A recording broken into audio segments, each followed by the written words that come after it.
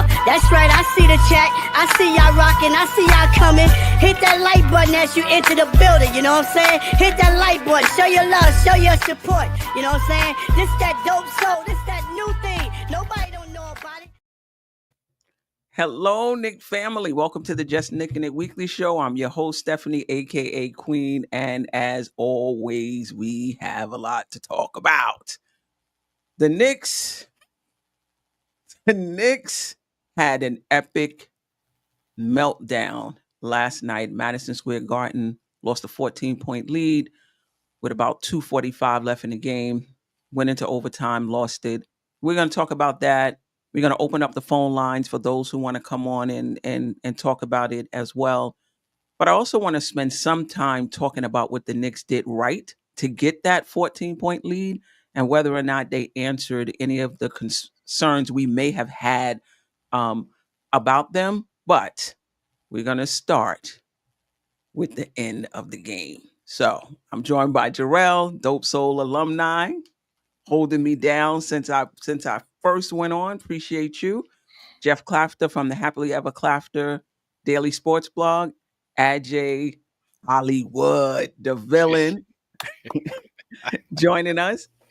How you fellas doing? And then we're gonna get right into just how you feeling about the game last night. Well, you could tell us both. Jerrell, how you feeling and how you feeling about the game? I'm fine.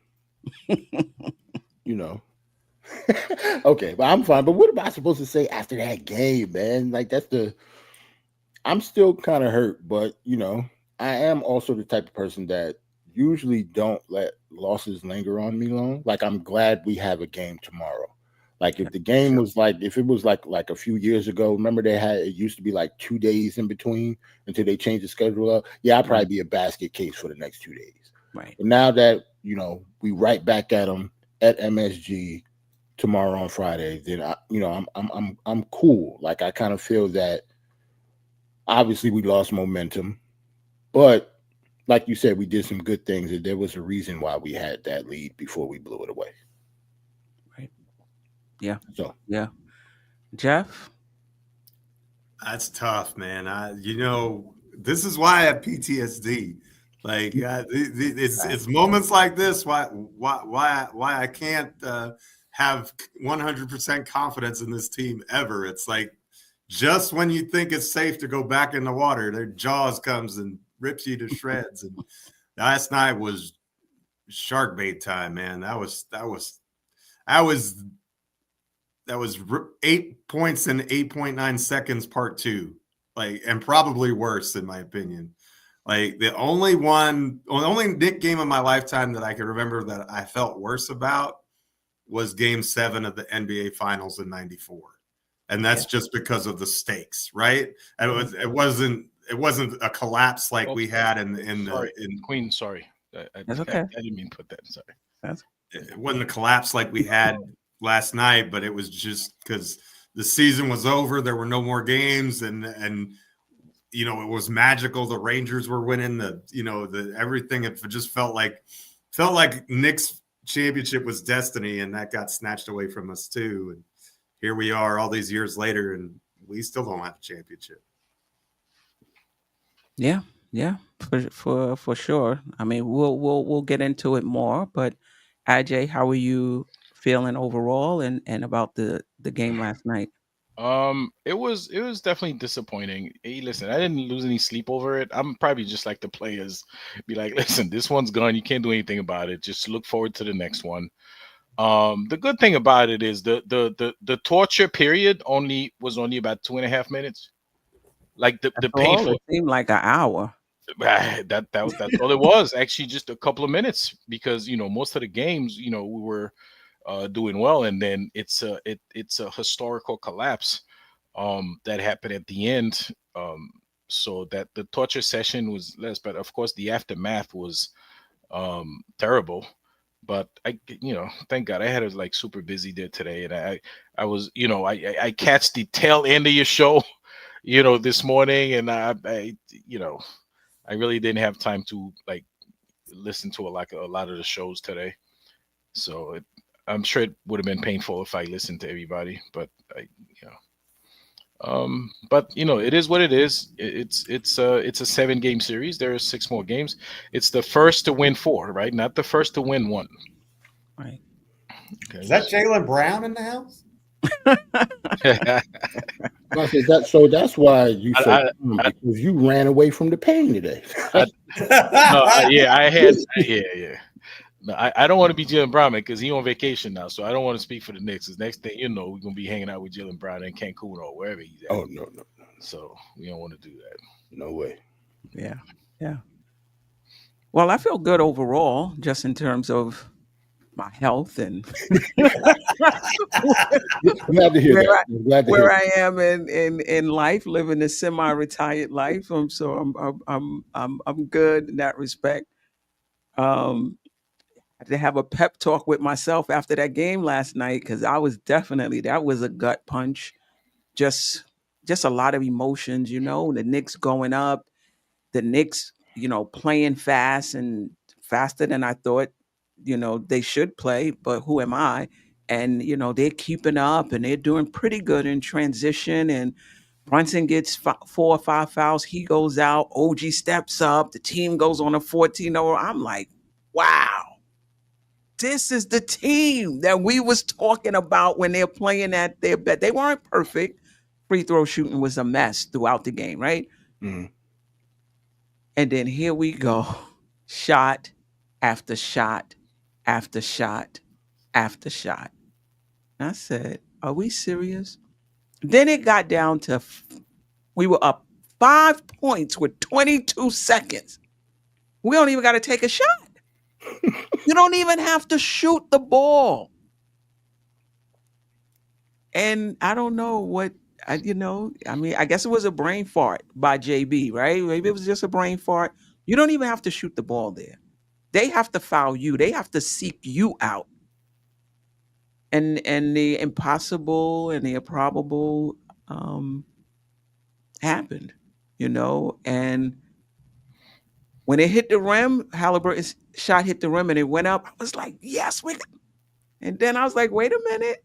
It ain't come down. And it took its sweet time coming down. Oh man. But I'm good right now. I still feel encouraged. I feel like the Knicks are gonna bounce back. It's just obviously it can go either way, but I just feel like this team is gonna bounce back and roll off the next 2 to 3 wins. That's just where I'm at with, because I think, and I said this on the morning show, is one thing to talk. We got to play 48 minutes. We getting away with things, and we not playing 48 minutes, and we know we got to put. It's one thing to say that and to know that intellectually. It's another thing to be cut to the soul. You know what I mean? Because you didn't play 48 minutes. You played 45 and a half or whatever it is. To experience it is something totally different. They got the message. And I think if they play up to their capabilities and they're more locked in and more focused, I still think we win. I still think we win this series. There's other things we need to do. We'll talk about that as well. So are you saying that what happened last night could ultimately be a good thing? It could be. Wow. It could be. I mean, sometimes it's that lesson like, yo, yeah. Some teams turn it up and respond. Yeah. Because to your point, I want to know what the argument was between Cat and OG on the bench. I love that. I didn't even notice it until I saw it in the papers. Since I saw it on Twitter, I didn't even know that. I love that. OG. Exactly. That's what I'm saying. I think he was telling Cat not to drop. I think he's telling him. It was like, yo, what the fuck? What are you doing, yo? Like, that's not the play. You've been doing this all season. Nobody is saying anything, but the stakes are high, and I'm gonna have to check you right now. Yep, because one of those threes late was because of that. Yep. And OG couldn't get yeah. And Jalen Brunson, I've watched Jalen Brunson play basketball for a very long time. I have never seen him jump up off the chair and talk to somebody like that on his team. I've never seen that before. and it didn't even look like Cat was talking. I was like, Right. Cat must have been talking under his Yep. breath. That's why I think it pissed him off, because he tried to say something slick under his breath, probably. Because it looked like OG was doing most of the toy, and OG would not let down. Right. But he got mad at Cat. But he was calming JB down. I mean, calming OG down, but Cat said something. That's when he jumped up. Yeah. Like I said, enough. Listen, that's what you need on championship contending teams. If you're going to win a championship, it's not going to be sweet all the time. You can't hold your tongue. You got to hold each other accountable. That lets me know that OG was he was wound tight. Like, let's get this. What's going on. I really, really love seeing that. Right. Really love seeing that. And you saw how JB got off the bench. Like, get off that bench. I'm actually glad something like that happened and Tibbs wasn't involved. I actually like the fact that it was all players. Right. At that point, Tibbs is not supposed to. He doesn't have to do. He shouldn't have to do that at that point. The players should police themselves if something something crazy is going on at the end of the game like that. Yeah, for sure. And I talked about Kendrick Perkins. He said when they was winning the championship, it was stressful. People was cursing each other out, fighting in practice. Can you imagine that Boston team with KG and Paul Pierce in the fourth quarter, where like somebody like Rajon Rondo, even though he's young, he still speak his mind and stuff, the type of personality that he has. Yeah, that team was volatile. It didn't. Doc Rivers sound like he smoked a pack of cigarettes a day. You imagine what that locker room sounded like in losses, compared to, just in the heat of the game, just after a loss, what that locker room probably sounded like. And he talked about practice too, coming into practice. It was just so it was good to see that. That lets me know that they, not that I doubted it, but they understood. They understand the stakes. Mm-hmm. All right, so I'm not even sure I'm not even sure which question to ask about last night. Queen, before we ask the question, I want to point a couple of things out about last night's game, right? On Tuesday we did a show, right? Mm-hmm. And one thing we said, or I said it, and I think some of you guys agree with me, is the Pacers, when they play, they're very consistent, right? They find something in the game that they do. If it works, they're gonna keep doing it until you stop them. You remember that conversation? They're gonna keep doing it until we stop. Not until they miss on their own, until you actually physically stop them. Okay. I don't know how the Knicks scouting report doesn't say that about that team. It could be like a Aaron Nesmith going on a 3-point, or Miles Turner going on a 3-point frenzy, or any one of those guys, or it could be a backdoor play, or Pascal Siakam, turnaround jump shot. Like if they find that one weak point and then they keep doing it until you stop. You remember that conversation? That's exactly what happened yesterday. I don't know how. Like after 2 or 3 times, you have to know that they're gonna keep repeating. And let's say Nesmith was missing those threes, they weren't gonna stop until you actually stop them. If he was missing them, they would keep going, because they know he shoots 52, 53% from the three. So they know if he does 10, 5 or 6 of them are going to go in. That's how they play.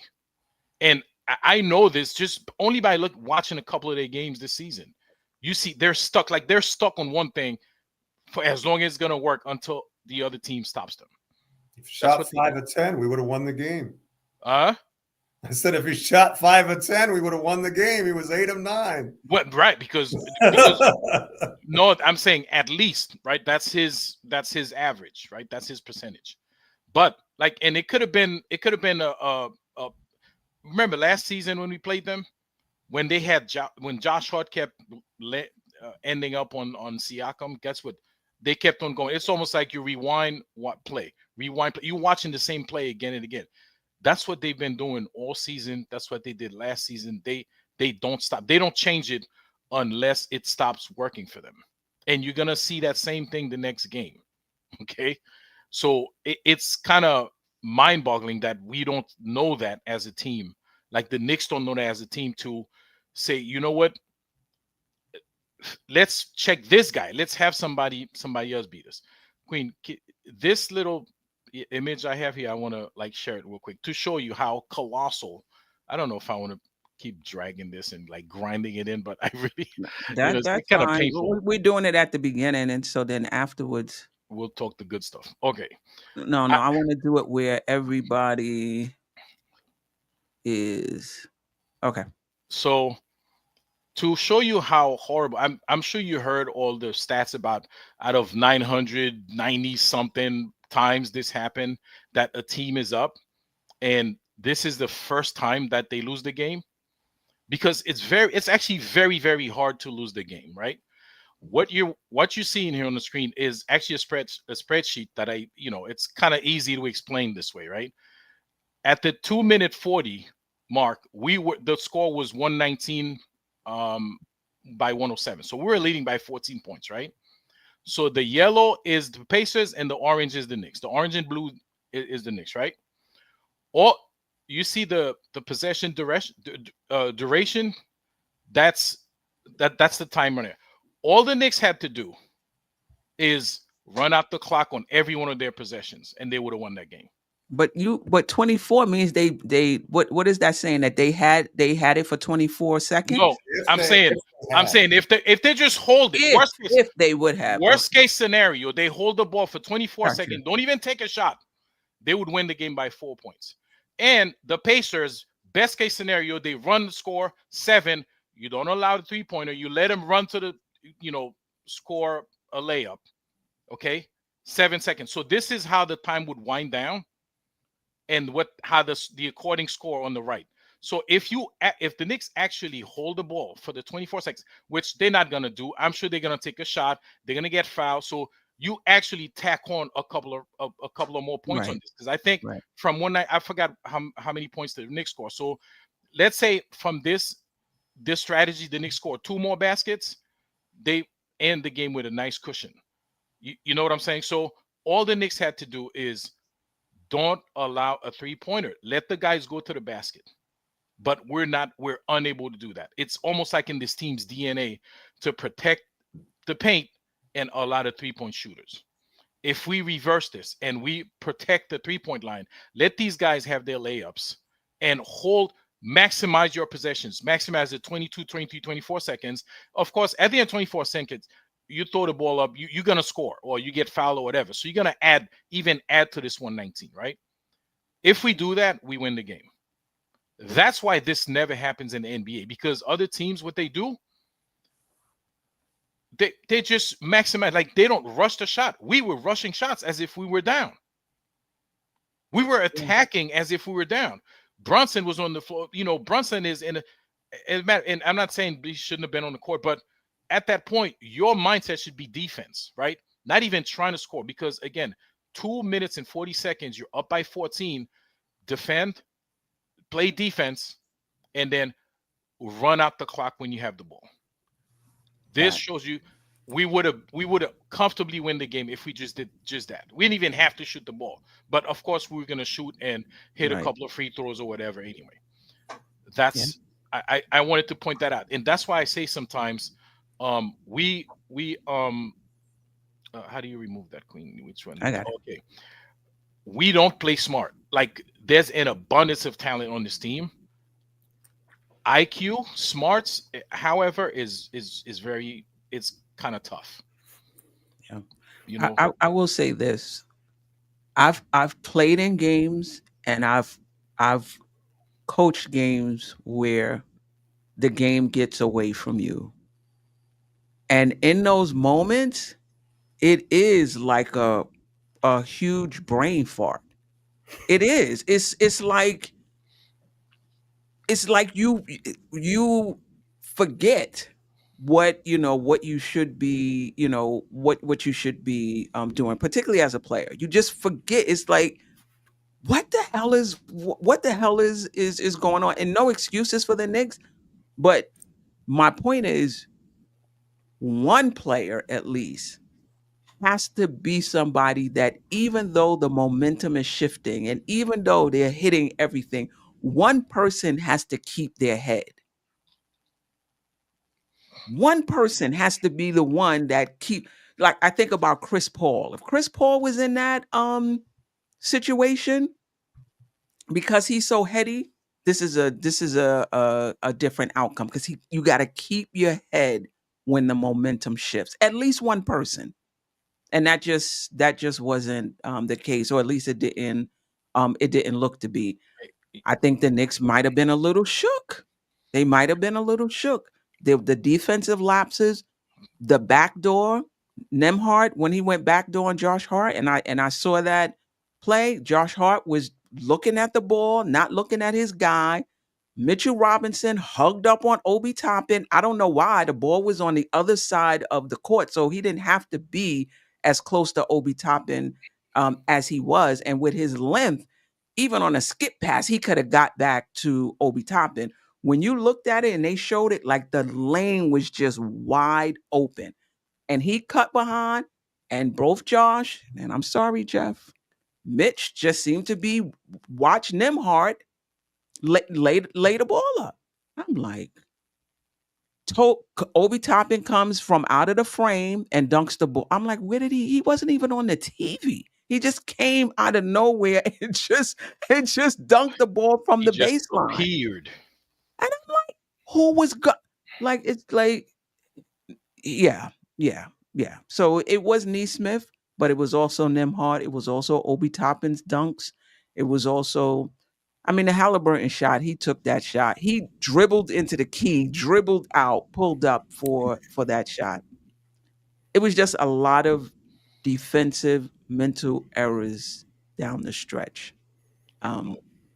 Low IQ ball. And it sucks because these guys are so talented. They, the athleticism, they played such a great game. And then to lose it because of low IQ is it really sucks, man. Well, I mean, in the last series, the defending champs did it against us twice at home. So it happens.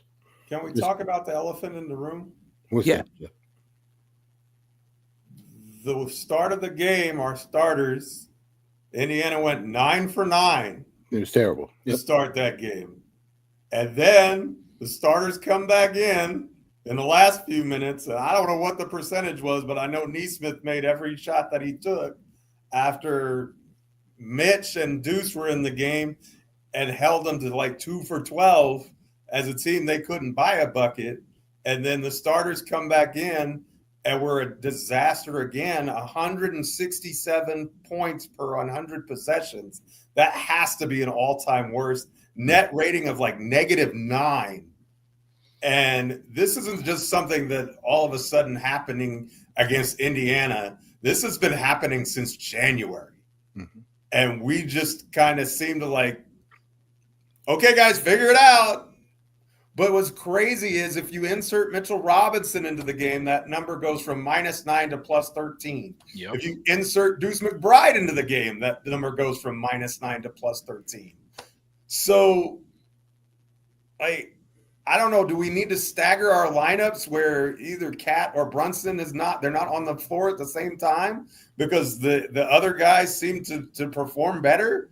And I know plus minus data isn't everything, but when the numbers are this stark and they play more minutes together than any other combination left in the playoffs by almost double, and they're hemorrhaging points. Well, Geoff, it's just the plus minus is like an imaginary number, right? In yesterday's game, we built that 17-point lead with that defensive lineup on the floor. So that's real data, like real live game you're watching. Okay, it's with that crew on the floor that we built that 17-point lead. And then when they switch back to Brunson, Cat, and then all of a sudden, well, Brunson has to come back in the game, so you're just gonna have to find somebody else to take out, like Hart. Brunson has to come in the game. I will say though, down the stretch though, Mitch was in the game, and I'm not saying it's his fault by any stretch because it wasn't. But that's just one small segment of the game in which it didn't work out. The Knicks, to your point, Geoff, you're absolutely right. I'm not even arguing that. But even with that, the Knicks hit their free throws, they win this game. Right. Even with that, Jalen Brunson runs out the clock and let them foul him. They win that game. I agree with you. I think that's something going forward in this series that Tom Thibodeau is going to have to make a change. Whether that's a change in the starting lineup, whether that's being really quick, like changing up when he brings them in after 2 minutes, after 3 minutes, like whatever it is. I agree with you. You're absolutely right. But the Knicks were still up 14 points with 2.45. Yeah, there's no doubt they should have won the game anyway. But still, it's a disturbing trend that, like, moving forward, we're going to have to deal with this, and it's not going away in game 2. I can promise you. And especially with Ajay saying they find something what works and they pound it into the dirt. Well, everything that they want to do works against that starting unit. Like, they just make shots at an incredible clip. But Queen, yesterday when I think, sorry, Jerrell, I think Mitch came into the game with maybe about 40 seconds left down the stretch. So he was, he was out for a good portion of that Neesmith attack there. True. No. Listen, I'm not. Don't get me wrong. I'm not blaming Mitch, but I'm saying he was part of the meltdown too with Nembhard and Obi Toppin's back. The point I'm trying to make is everybody was a part of the meltdown last night, including Thibodeau. Everybody was a part of there was nobody that you could say wasn't a part of it. Well, not just Thibodeau. He has 100 assistant coaches. What are they doing? Like, can somebody say something? But they could be, talking to him, and he's just deciding that he's not listening, or maybe their input is more in the game plan. But then once they get to the game, it's on him to call it. I mean, I don't know how they, I don't know how they work it. But two things I want to talk about. When we were winning, there were certain things that we were winning that wasn't going well. So let's talk a little bit about that, and then I also want to talk about, despite the loss, what are some things that we did do well that you're encouraged about going into game 2.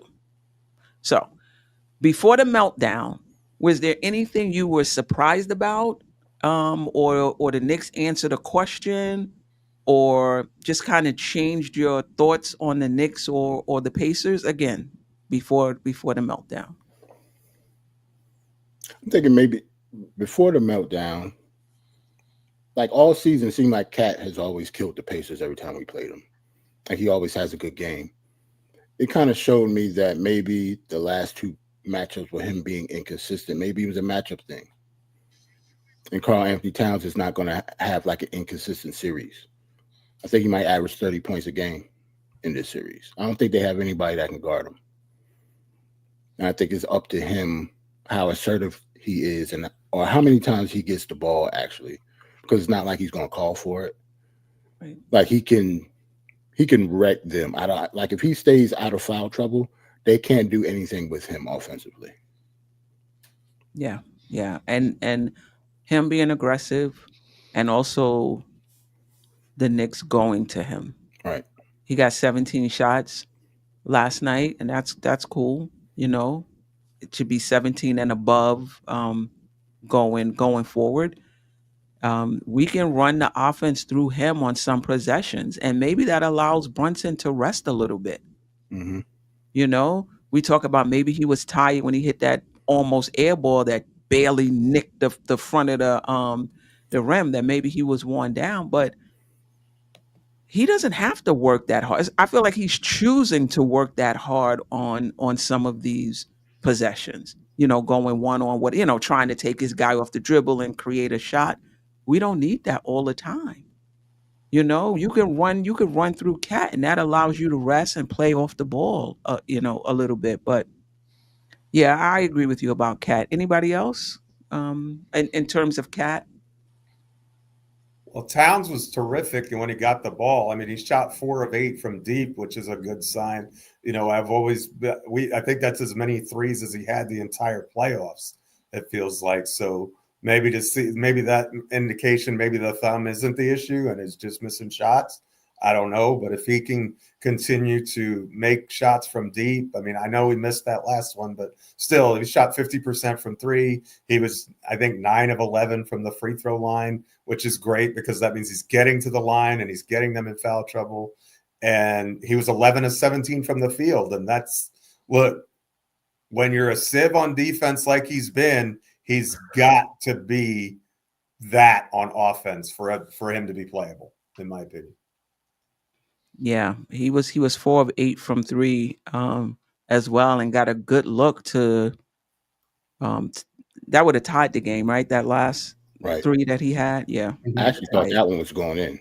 Like Jalen's looked short as soon as he shot it, but the Cats, I actually thought that was going down. It was just short. Yeah. No, you're right, JJ. So you could say he kind of offsets. He was the only starter that was a plus, you know, for those who are heavy into plus minus. He was, you know, he was a plus 9, but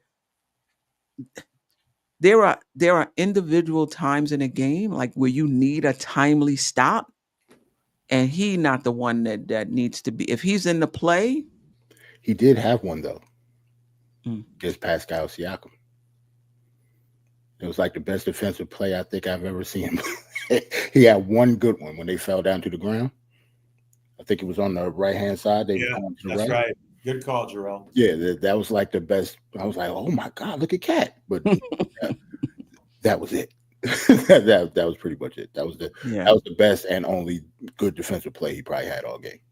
And what do you do with that? Like, do you take him out for Mitchell Robinson? I mean, and just go defense. I'm a little concerned about the double big lineup just in terms of transition and somebody having to guard, you know, whoever's playing the 4 for them and matching up in transition. But I'll do the double big. Okay. Double big looked good, I thought, that's when we were making our run. Both of those guys were in the game, so I think the double big with I think that was double big Josh Hart, OG Anunoby, and Deuce when we made our run, and I kind of like that lineup. A nice mix of really offense and defense. Hart and Mitch. I think I would prefer Bridges to be. I mean, we made a run, we got away with it, but I would prefer Bridges over Hart if Mitch is in the game. Well, I think the advantage of that is you have your 3 best rebounders in the game, right? And you can control the glass on both ends really, really well because Robinson, Hart, and Towns are the 3 best rebounders in the series.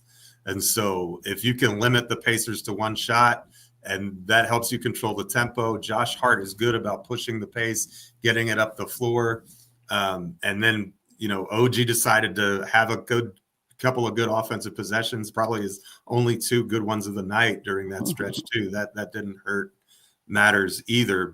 And I'm not saying that you do that for 48 minutes. I'm just saying that in that stretch of time, the double big lineup looked good. And I think there's a lot of different ways you can go with that with Bridges as well. But it's funny because Bridges played 46 minutes. And if you look at his stats, like his counting stats, I think he was 16, 6, and 5 on decent shooting percentages, but he seemed invisible to me out there last night. Do you guys think so too? Or like it was the quietest performance, I think. Like he was just like an NPC, like he just spawned in and it was like, oh, I'm here, but not really impactful on either end.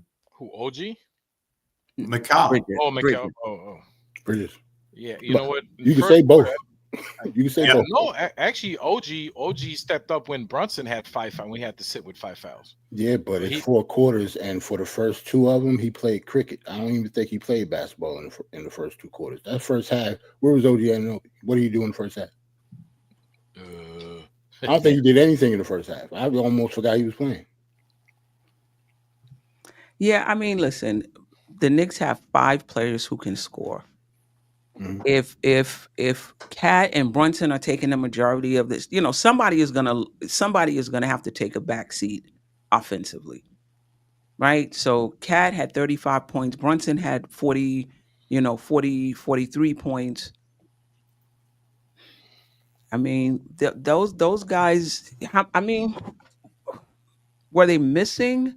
I didn't forgot the whole game. Were they missing open shots? Were they just because it's one thing if they were getting shots and missing. Okay, they disappearing. Like, come on, you're getting good shots, you missing shots, whatever. But were they getting shots and missing, or they just weren't part of the game plan?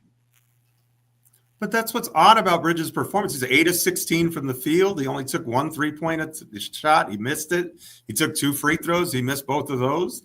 Makes one of those, we win the game. But and I get, he was guarding Halliburton. His wasn't in crunch time, Geoff, to be fair. His wasn't in crunch time, to be fair. What, the 2 free throws? They was in the fourth quarter. For Bridges? Yeah, that was late. Oh, okay. That was late. I don't think it was like the bottom 2 minutes, but I think it was like 5 minutes in, right? I don't remember when he missed them, to be honest. I thought it was late.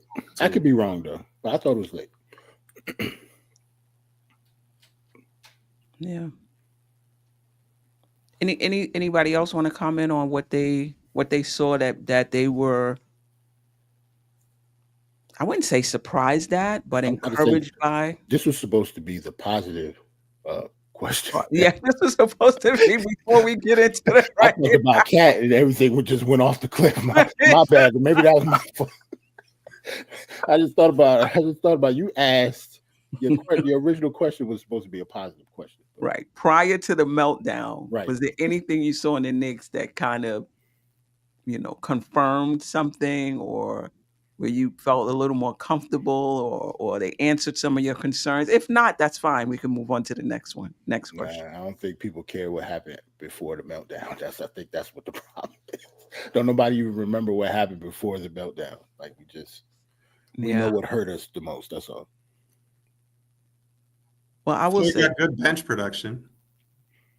Like, we don't play the bench a lot of minutes, but they played like 50 some odd minutes total. And Juice was good. He didn't shoot the ball that great, but he was definitely good when he was out there. Campaign hit a couple threes, which was nice, and was he looked decent to me. I mean, he's not amazing or a star, but he's at least when Brunson's in foul trouble, you can put him out there and feel like, you're going to get some productivity. And then Robinson, had his moments. I mean, 8 rebounds is pretty good. He doesn't really score the ball at all, but I don't know that we need that from him. And, Miles Turner didn't have a huge game. So from that perspective, he didn't really let him go off either. So, that may not be saying a lot, but that's probably one of the better bench performances that we've had all season. And if that continues moving forward, I think it helps us. Yeah. I agree. I thought I liked that the Knicks were decent in transition. I mean, in that first quarter, I felt like they gave up. Well, I say that, and I think they were +8. I think they were like 13. They had 13 fast break points to our 5, actually, but it wasn't a hot mess. I think I was having dreams of the Pacers just running all night, nobody matched up. They getting whatever they want, layup after layup, and that was not the case. They still got a few. Don't get me wrong, but it wasn't as bad as I thought. As bad as it could be, and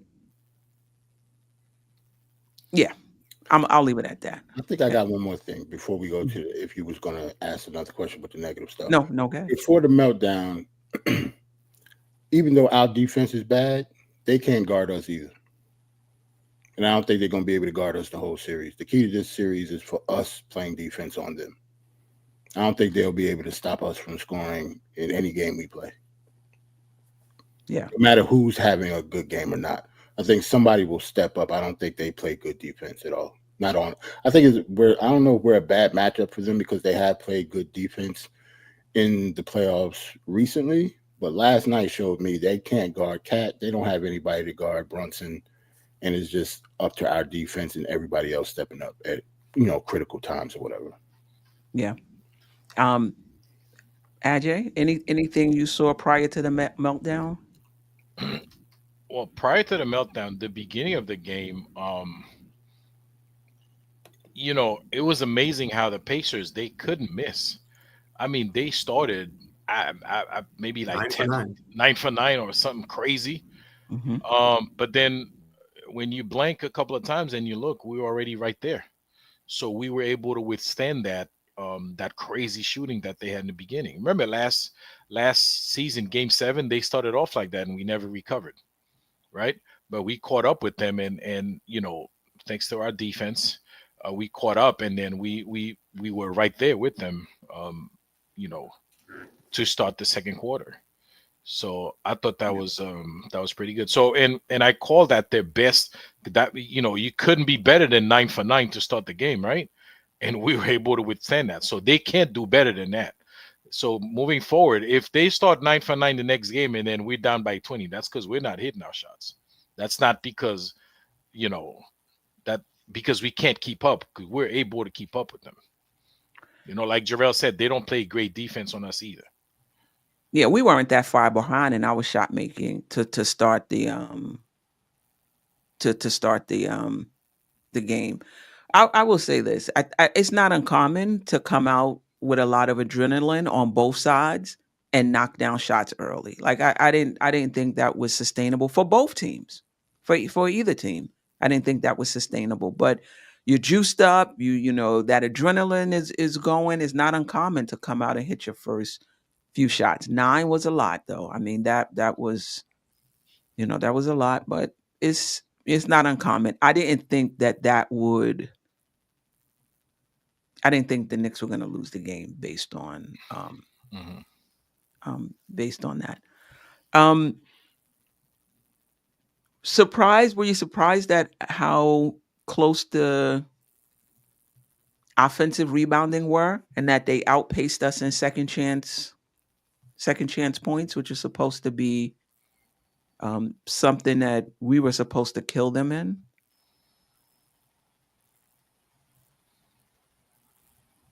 I'm sorry, Steph. What was your question again? Surprised at how well they did on the offensive boards. Like that was supposed to be an area in which we were we had an supposed advantage to dominate. I don't know. I wasn't surprised. Listen, they made an effort. They made a conscious effort to crash the boards because they know that's a weakness of theirs. So they just put in the effort. I don't think that's going to happen all series long because everybody's going to revert back to their natural, what they do normally. I don't think they'd be able to sustain that the next couple of games. Yeah, and individually, it's not like one singular person was killing us on the boards, except for of all people, Obi Toppin had 10 boards. Like I'm looking at the stats now. Everybody else, nobody had more than 5. Yeah. So that's on us. Yeah. To JJ's point, they are last in the regular season and in the playoffs in second chance points.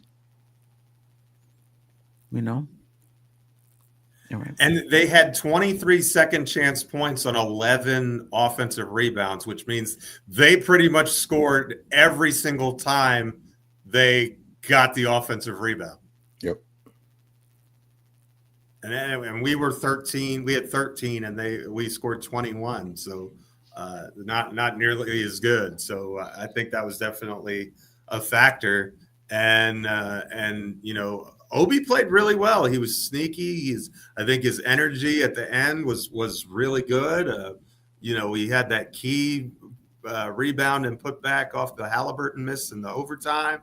And he had the nice dunk at the end, which was not an easy finish by any stretch of the imagination. That kind of put the game away because we couldn't hit a 3. But he had a good game, and that's going to happen sometimes. But I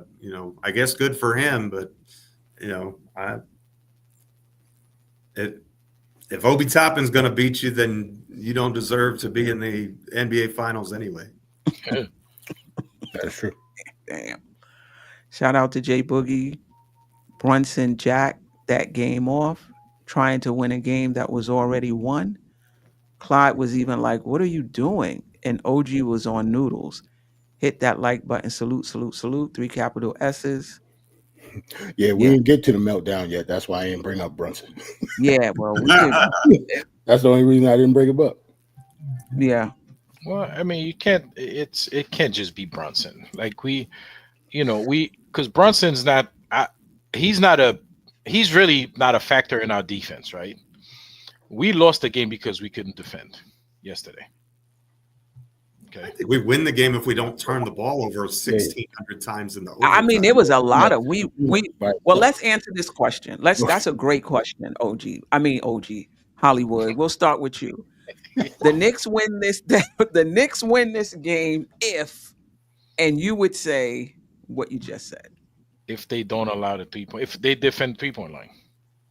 Okay. And listen, you can't. I mean, it's crazy that this guy can't miss from the 3-point line, and you don't put a body on him. Like, we still drop coverage, we still go in behind the screen, we still drop in, we still get confused on the switch. Like play after play after play after play after the first couple of minutes. Guys, and again, that's not the coach, that's the guys on the court. You guys got to realize that. But Thibodeau could have made a because there was a timeout. He could have made a defensive change in terms of who was guarding Neesmith. Well, I mean, who's guarding him is one thing, but when they switch, Queen, these guys, because they switch every time. So who's guarding him doesn't really change much, because when they get to the switch, that's when everybody gets confused. But some people can navigate the switches better than Josh Hart. I hear what you're saying. If that person is picked off and the other guy isn't dropped, then what does it matter? Right.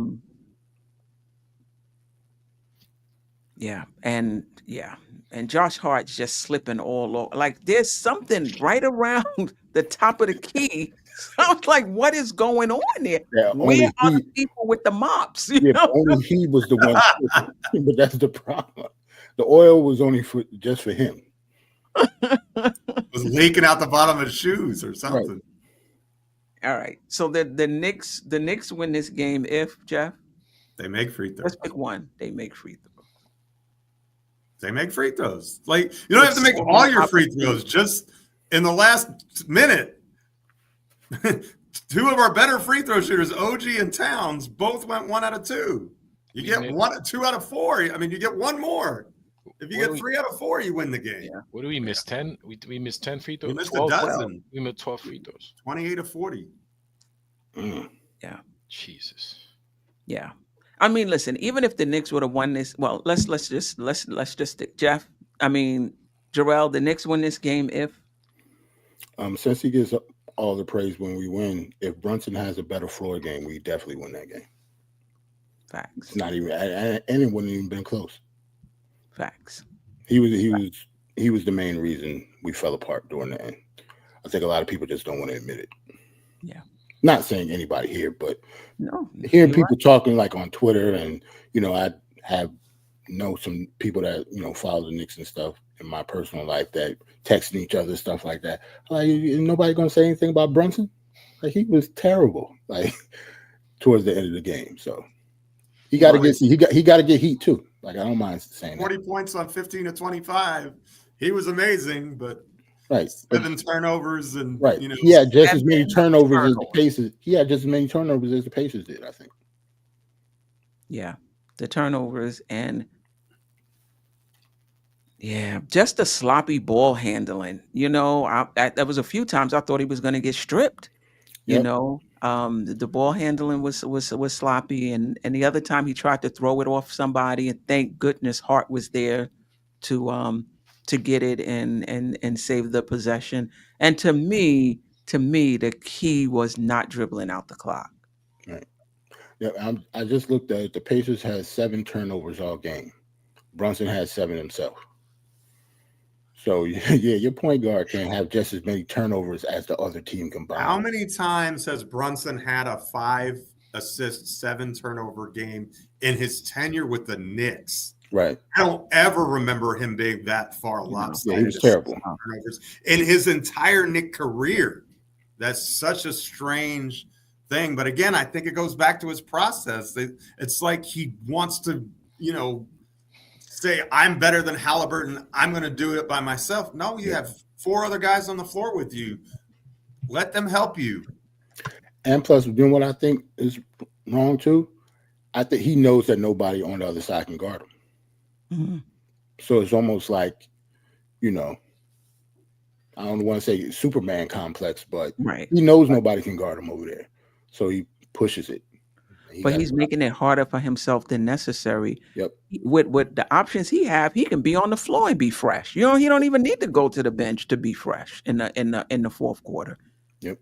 Right? If he plays through Cat, distributes the ball, and then in the fourth quarter, that could be his time. He could be fresh. He doesn't even, obviously if we get down, nobody is hitting, then you have to insert yourself and take over the offense. I mean, listen, we understand that. But he can pick his spots and be very rested by the fourth quarter if the Knicks hit shots, though, right? So, Lord Scientist, yes, I am taking calls. If you want to call back, you can. I didn't even. It didn't even go through the. I mean, it is connected. Uh-oh, we got calls back. JJ, what up? I know JJ always calling. Let me put the number up. Lawson. All right. And then we'll get into what? JJ be sounding mad depressed though after this last night's loss. Like I'm wrong. If JJ don't call in tonight. if JJ called last night, man, you'd cry, man. You'd be like, just let us know you're alive, bro. Yeah, JJ's good. He just can't, don't call in tonight.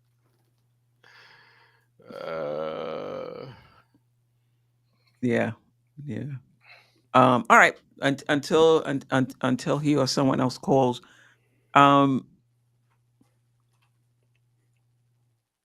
What can we take from this game that's going to help us?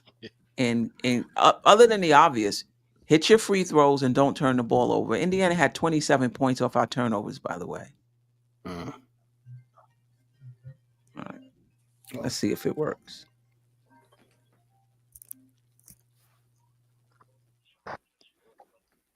I don't think it's nothing coming through the roadcaster stuff. I heard your phone ring, but it's not coming through the Yeah, it's not. The Bluetooth or whatever.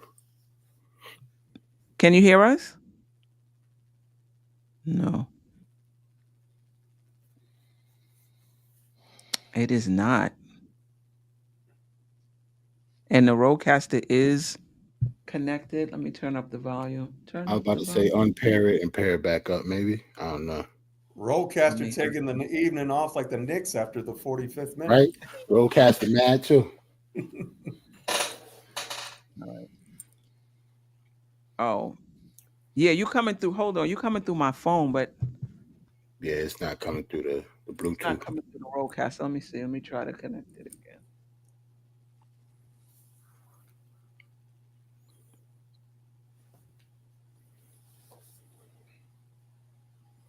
But stuff, you was asking what can we expect that was good from game one after the meltdown to help us in game two?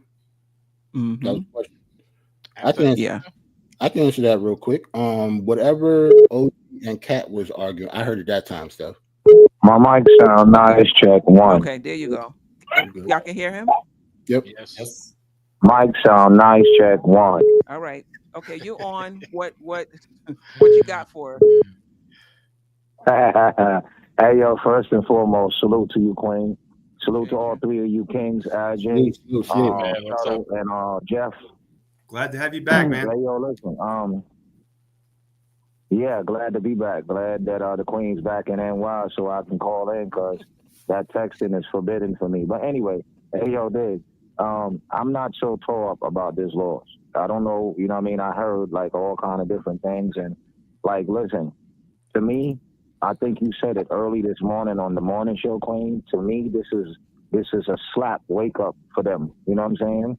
And based on the criteria of everything that I've seen with this team, they're going to bounce back. Tibbs is going to get in there, you know, behind how they collapsed at the end. So simply, you know what I'm saying? Like that gives more stress of importance of every minute, every possession. You know what I'm saying? You can't take all. You can't take for granted in the last minute or so, yo, we got the game. They're not going to be able to such and such. You know what I mean? Because now you're taking that pressure off and believing that you've already reached the mountaintop, and you haven't because the clock's not on zero. You know what I mean?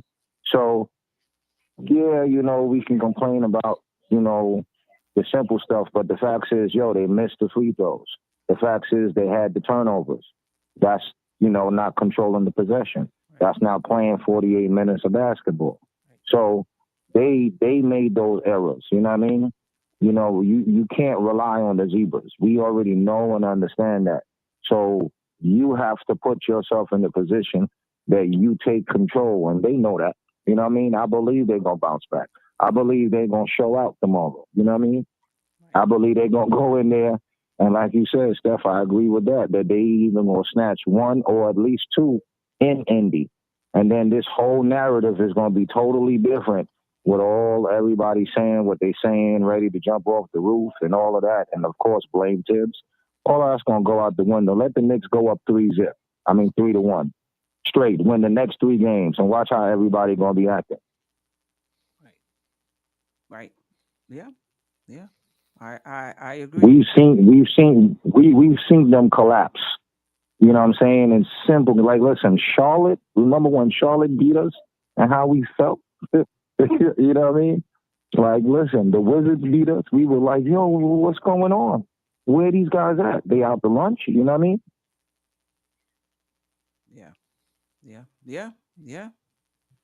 Yeah. So you got a good feeling about game 2. So do I.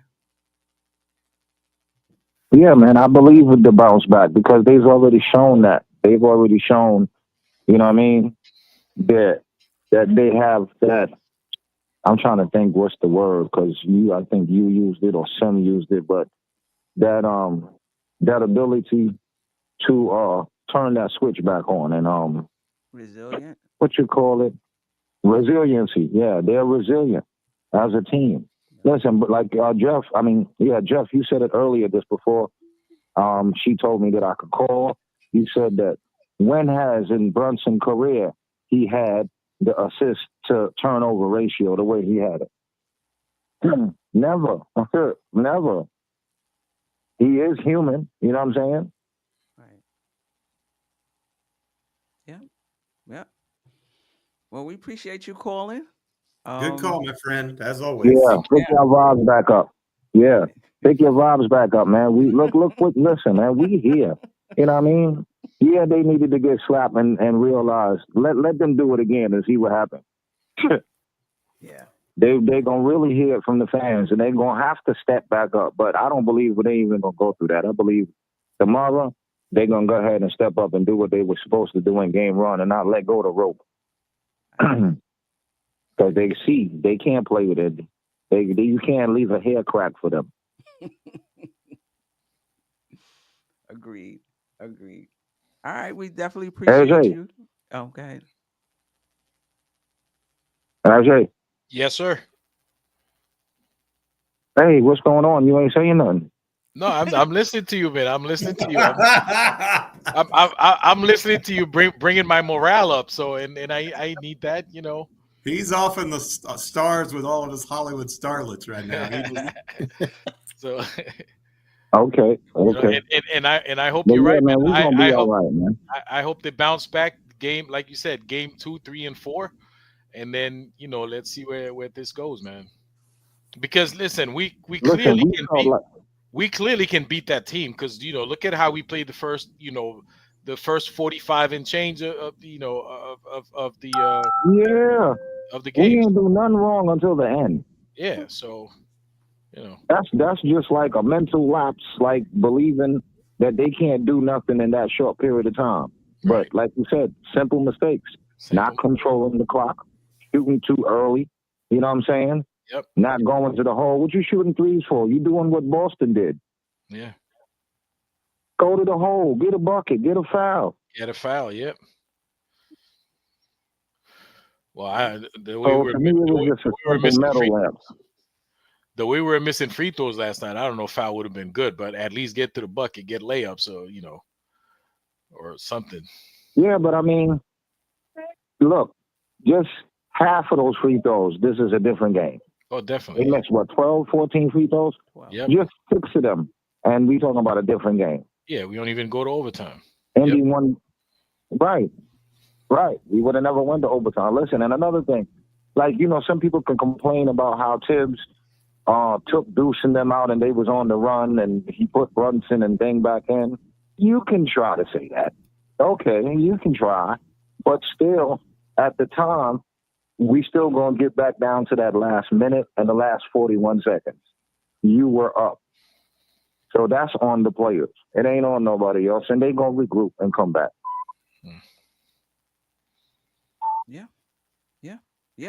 Tibbs Tibbs going to be on them for that. Yeah, ain't no question. Tibbs shouldn't have to say nothing to them after that collapse. Wow. They should know. Queen. After that, they should be having team meeting after that thing. Players only, Yeah, you know, players only. We gotta have a team meeting every other game now. It's just that's what. No, guys, come on. Like we Hey, shouldn't have. Didn't they do that after Game 5, and that's why they came out in Game 6 like that? Yeah. All right. If they need it every other game, then that's it. But we appreciate you, Lord. Because that's what I think. Oh, go ahead. Oh yeah, Quinn, let me finish go. it. Let's hope. No. No, I was just gonna say because that's what happened in Game 5. We knew that Boston was gonna come and punch us in the mouth and try to represent for their fallen little leader. You know what I'm saying? So then after that, man, Brunson said he called a meeting with just them. And look what they did when they came home to the Garden. They punished Boston like they wasn't even supposed to be on the same set.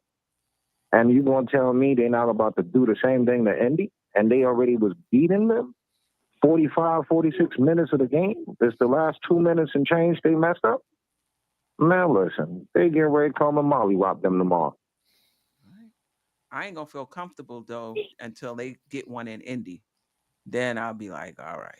Okay. One game at a time, Queen. Let's get game 2 first. Yeah. Let's get game 2 first. Let's focus on Friday, tie this thing up, and then we can worry about game 3.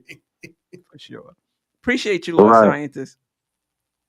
All right. Salute all of y'all. All right. One. Thanks for the call, man. Let's Thank go you. next. Go Nick. What were we talking about? What did we see during or after the meltdown that will help us in game 2? That's going to help us get this next game. I mean, the obvious is cut down the free throw. I mean, cut down the turnovers and hit your free throws. That's it. We do those 2 things. We good. Yeah, I was going to say turnovers. You can't turn. Well, that's part of turning the ball over. True. Defense, man. Defense. They gotta, they went back to drop coverage. They keep leaving those guys open at 3-point line. I was going to say whatever Cat and OG was arguing about on the bench. Fix that. Whatever that was is what's going to help us in game 2.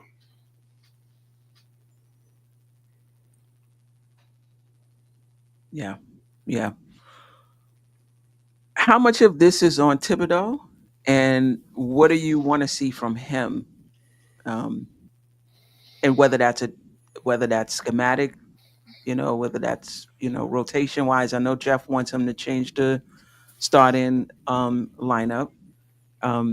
Anything else, Geoff, or anything else from anyone else? I have one thing, and I may have said this once or twice, but I would like to see more Karl Anthony Towns, Jalen Brunson pick and roll. Please. They were doing that though. They were doing that repeatedly. Yep. And what was that? Was that the fourth? Was that the fourth quarter? I think so. They did that. They were, they did that repeatedly for there was a part all in the game long. It has to be all game long. Let's do what the Pacers do. Like those two guys had like 70 something points between the two of them. Like obviously that play was working. So run it till they stop. I don't think they ever really stopped it. I feel like we just kind of drifted away from it, And part of that was Brunson was trying to dribble through 6 people for some reason. So, let's stick with the stuff that works. Yeah. Yeah. Yep. Anything else you want to see Thibodeau do? Be quicker on the trigger. If it looks like it's not working, like don't be scared to we don't need to go 7 minutes with like you were saying earlier, be like after 2 minutes, if it's if he's on the draw. Yeah, be quick on the draw and trust your bench. I honestly think in this series, I don't think our 9th and 10th guys are going to be hurting us against their reserve players. I think you can play Precious Achua against Obi Toppin. I think you could probably get away with some Landry Shamet minutes in this series. And so don't be afraid, and you don't have to play all of them, but don't be afraid to – I mean, we saw like 30 seconds of DeLon Wright, and I think Twitter almost exploded with excitement. I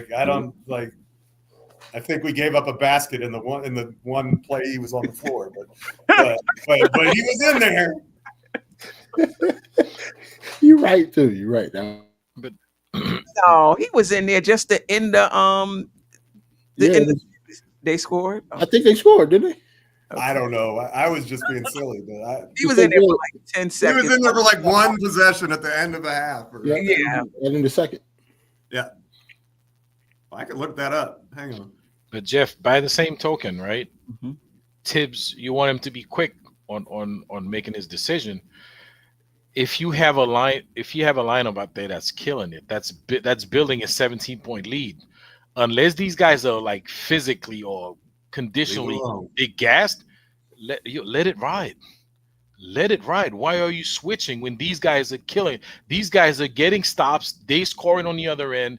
They grab it. They crash in the boards. They, everybody on the Pacers team was uncomfortable with that. Just let it ride. Why are you changing? So don't bring Brunson back in at all, because that was the change. Queen, listen. I know you're gonna. I know that's his philosophy to bring Brunson. But if I'm killing it without Brunson, I'm letting him rest. Especially he had 5 fouls. There was no reason. 5 fouls, you up 17. You need to focus on defense. There was no rush, no urgency to bring him in.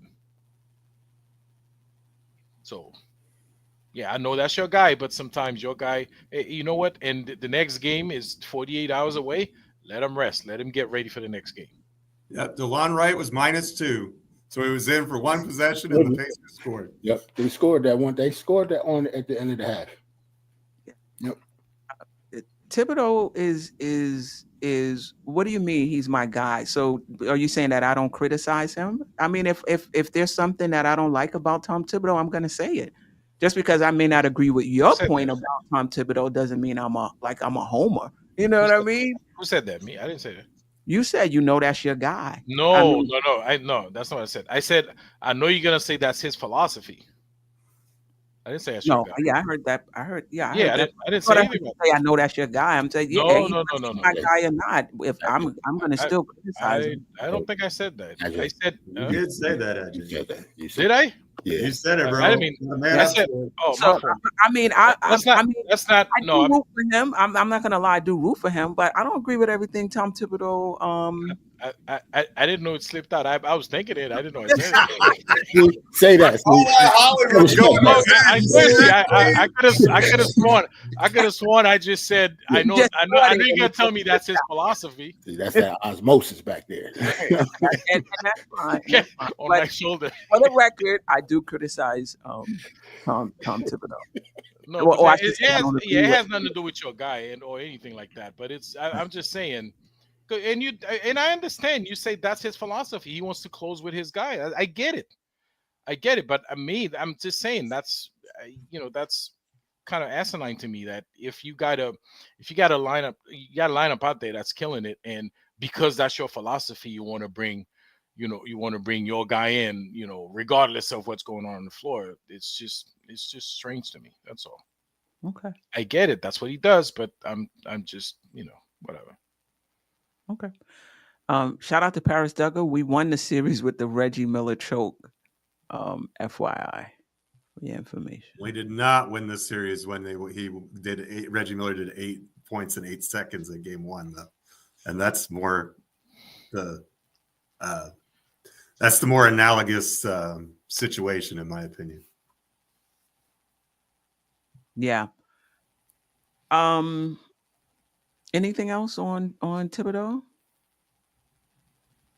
Nah, because personally, I didn't think the loss was on him. It was on the players. Listen, speaking of tips, right? And I don't know if I have a question. So if we don't recover from this and we lose badly, like maybe another 3-1 series for the Pacers, do you think like the front office look at him, say, you know what, maybe you're not the right guy for this job? They might. It's possible. Yeah, because I feel like once Boston and Cleveland were out of the series, I just think everything resets. And I don't think you can use the same criteria coming into the playoffs, which was Boston and Cleveland are the better teams. And if you lose to the better team, there's no shame in that. How you lose your job losing to a better team. Those teams are out now. And you beat one of them. Right. And you beat one of them. And your chances, I mean, the Knicks are as the favorite, but even if you think it's a pick'em series, and you go out 0-4 in a pick'em series. Oh, so you mean if we get swept, not if he lost? Oh no. Right. Even if a gentleman sweep, even if he lose like 4-1. Well, I guess what do you think holds more weight, beating Boston or losing to the Pacers? Like Queen said, I think once you beat Boston, the goalpost has been moved. No, you can't move the goalpost because that means something. Because they were, we're underdogs in that series and they're defending champs. You can't say that didn't mean anything just because we lost to the Pacers. Yeah, but we're favorites in this. That's because that's moving the goalpost. But then you come on this one and losing 5 games. Yeah, I know, but you still have to give him credit for getting past Boston. You have to. Or in that case, that's what moving the goalpost is. You're either going to get credit for moving past Boston or not. Like, you can't not give him credit for that just because he lost later.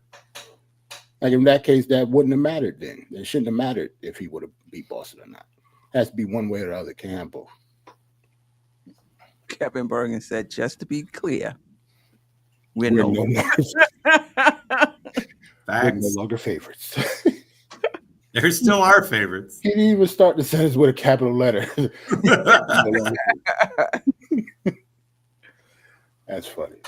Yeah. I mean, yeah, that's a great point, Jerrell. I was definitely thinking the other way, but that's a good point.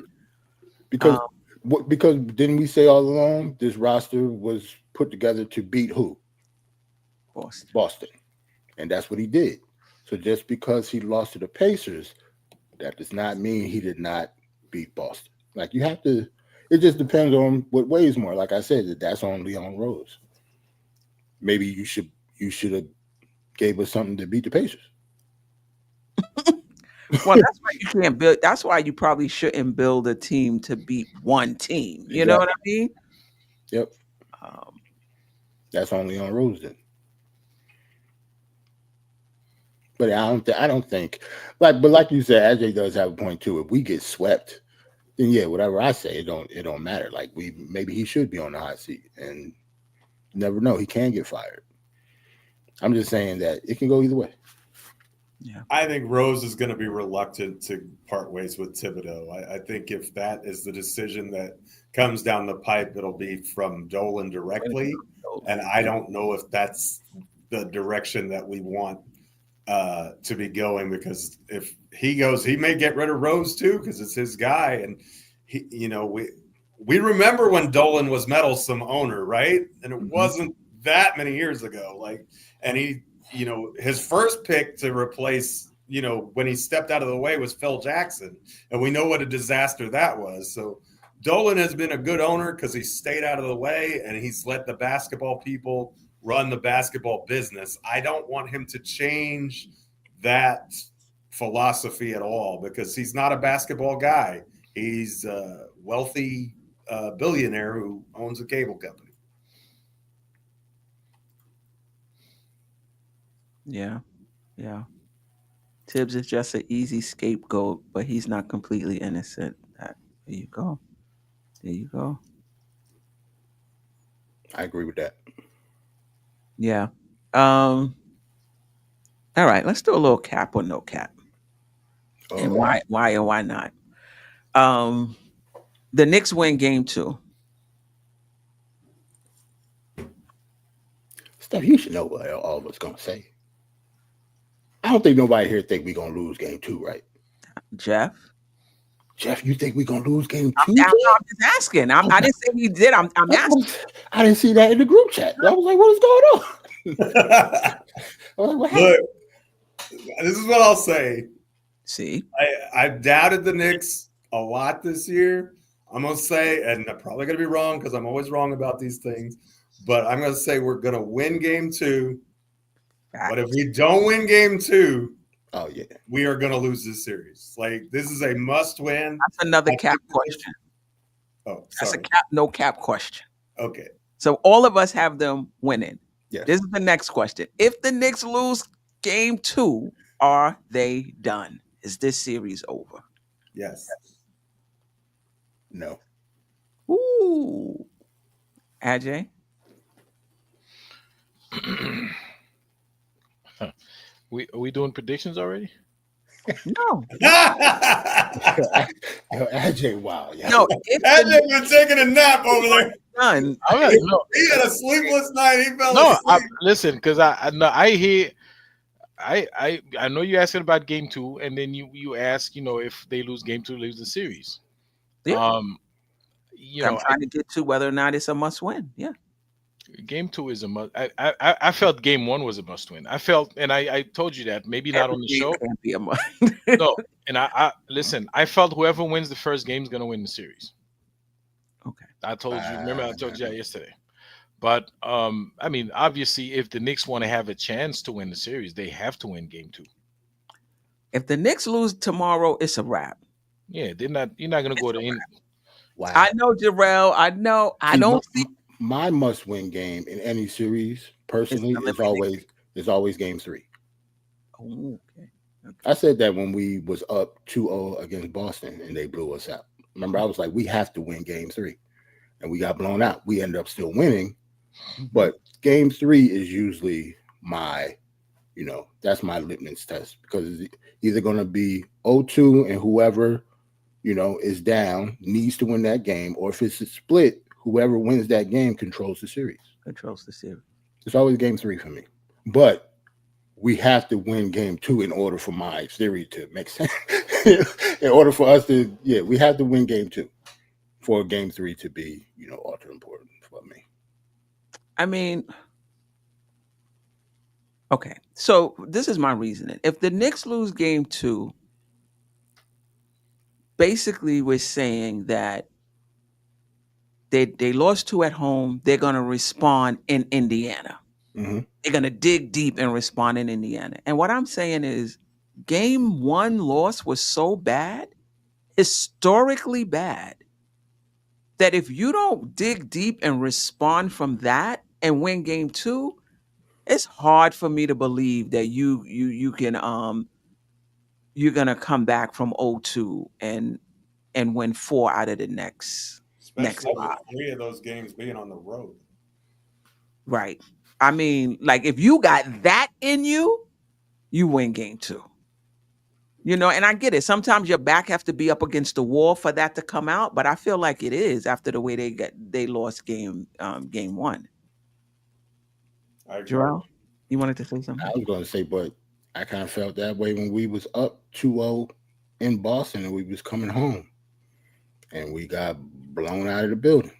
So I don't know. I guess it could go either way. And maybe Aj is right. Maybe it's the playoffs, so every game is a must win. I don't know. But listen, and I know every team's different, every series is different, but you know, the first two series, Indiana were in the same position. The other team never recovered. I'm not saying we're just like them. The other teams just couldn't recover. Because once they get a leg up, Indiana looks like they don't let go. So it's gonna be tough. And one of those games in Milwaukee was similar to this, right? They scored like 7 points and One like, of those games in the Cleveland series. In Cleveland, Yeah, game two in Cleveland was like this. Yeah, this is the third one of those games that the Listen, you see, game two in Cleveland, you see that last play Halliburton did. He did exactly the same thing Cleveland. Same thing. And he exactly, literally, carbon copy. And he hit a three and they won the game. Yep. yeah. All right. Cap or no cap, or agree or disagree, Thibodeau changes the starting lineup for game 2. Ain't happening. Cap. He should, but he won't. Right, exactly. Jeff's answer. He should, but he won't. Right. I will say this though. Are we talking about just changing the starting lineup so they can get off to a good start? Or are we talking about inverting the minutes in the sense that McBride plays 30 some odd minutes, Hart plays 20 to 25 minutes? Is it more about the start, or are we really talking about increasing, even if it's Mitchell Robinson, whoever we start, minutes, and bringing Hart minutes down?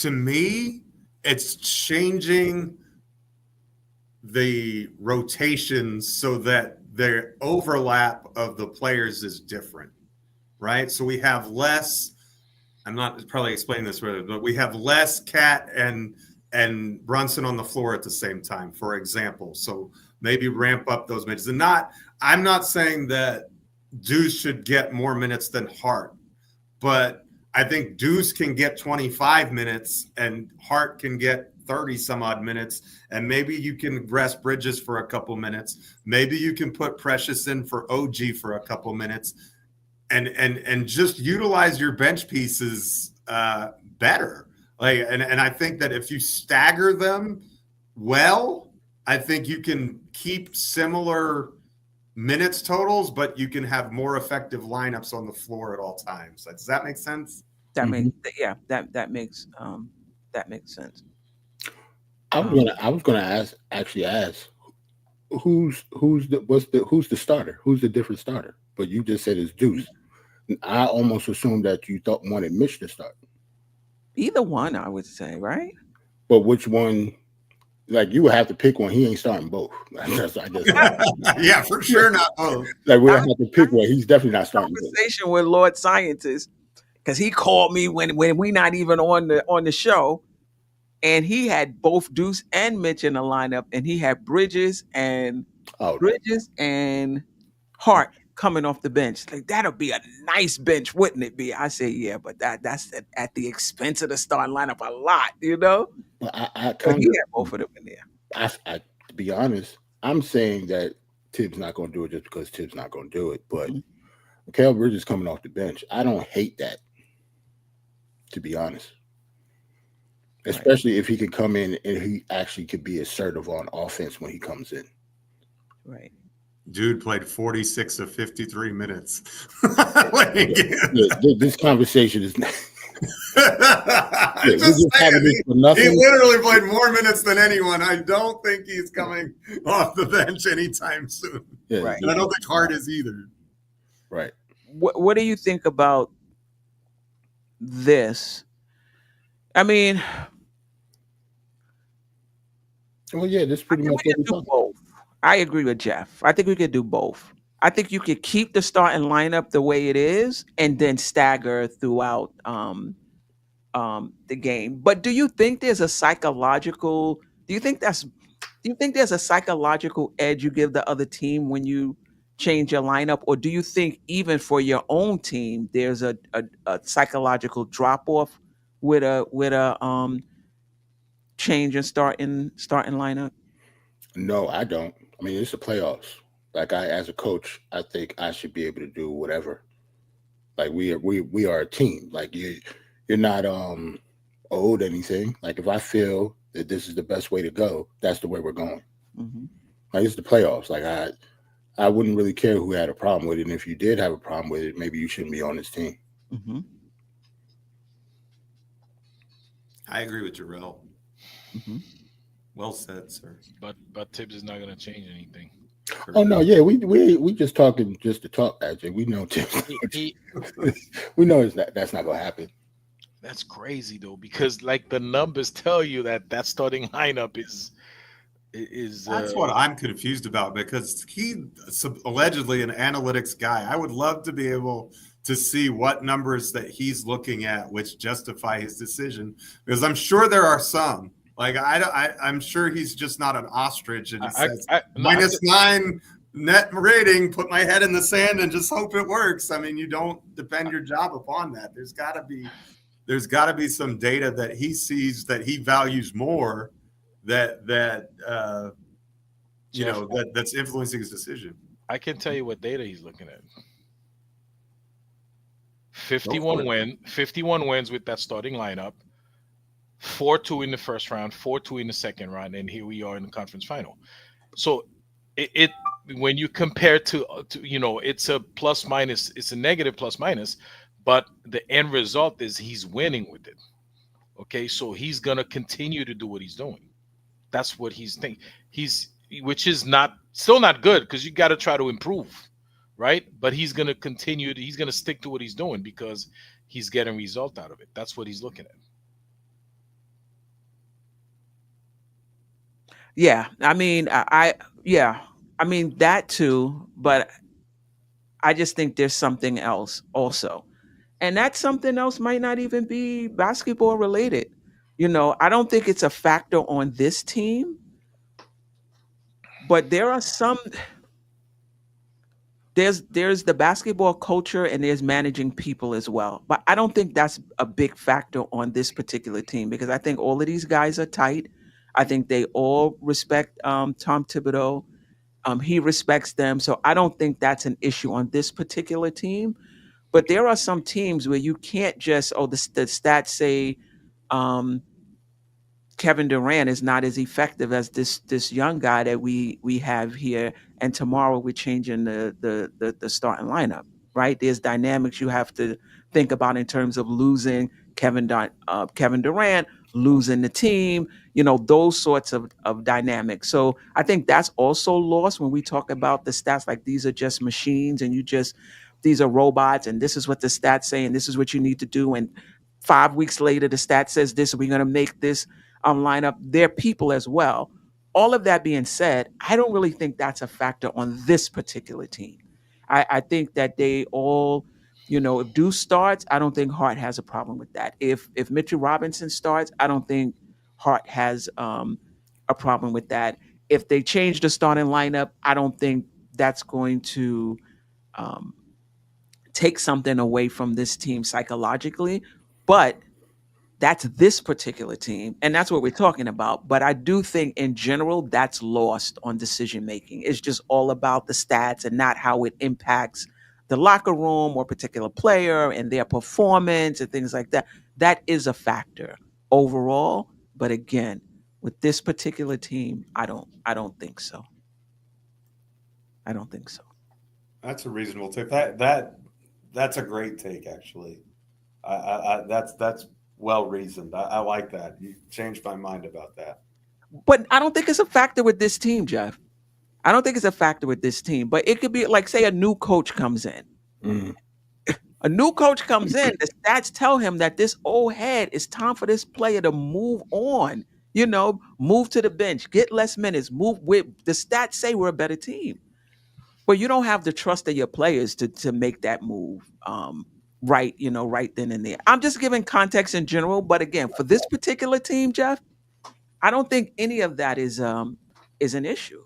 They all trust Tom Thibodeau. Tom Thibodeau trusts them. They all trust Deuce. I don't think anybody's going to be like, yo, why are you putting that cat in? I've been here for, 4 years. I don't think that's going to be the case. So the only thing I could think of is that he sees something we don't see, that he's looking at something other than the plus minus to justify what he's doing. Because you can't tell me he's not aware of it. He knows. He knows. There's no doubt. He knows. There is something else that's offsetting that. Is that too much of an allegiance to Hart? Is that too much of an allegiance to what Hart brings to the game? For that matter. Say that again. And Bridges, for that matter. And Bridges, for that matter. Tibbs was on their podcast, so I don't know. Had him up there smiling and telling jokes and stuff. So Tibbs got soft. Yeah. But there has to be a reason. It's not just that he's stupid and that he doesn't know. There's something there. He's stubborn. Not stupid, but stubborn. All right. I know, Jerrell, you said you was Yeah, I got 10 minutes in me. Okay, all right. But we're gonna end it anyway soon. So we talked about Thibodeau changing so the last question I have, does he extend the rotation in game 2? The Knicks did look a little, not a little, a lot. but I don't know. But to me, I thought the Knicks were playing faster than they needed to. I feel like they was playing faster than they usually play.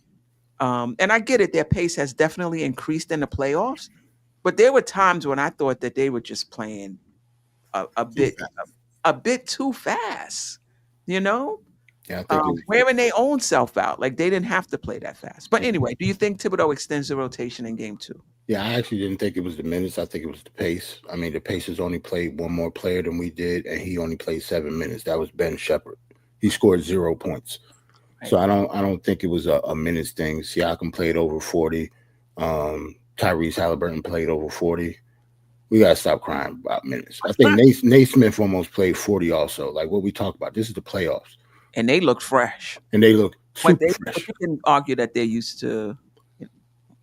Well, no, they played 40, so it's not like they got a lot of rest. Yeah, like they had, like their starters played a lot of minutes, just like ours did. Miles Turner was the lowest, as they should be, because he's the big. He only played like a little over 30, but everybody else was almost at 40 or above. So yeah, I think our guys just melted. I don't think it had anything to do with fatigue. I think Go ahead. I don't think we'll see extra players per se, but you may see a little bit of an extension in the number of minutes if the guys play well. A redistribution. Yeah. You know what I mean? In other words, I think we had like 50 total bench minutes.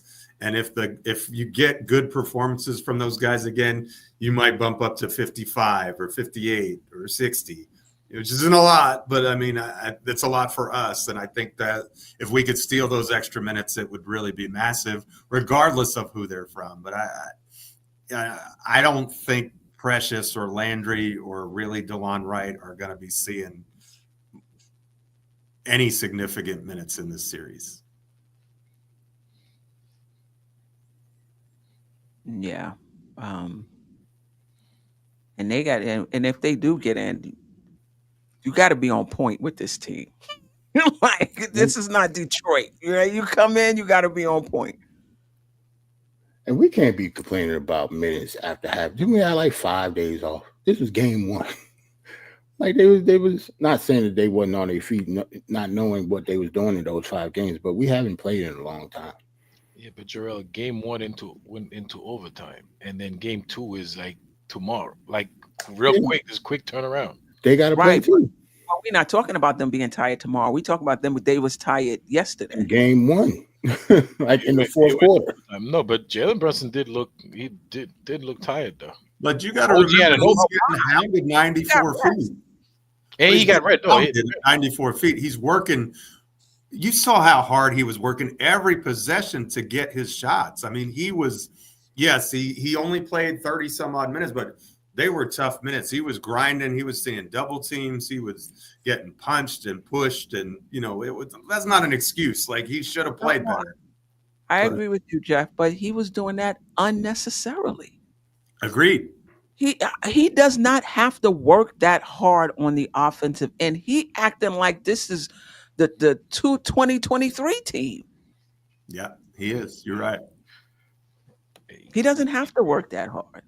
We didn't play smart yesterday. Nope. Yeah.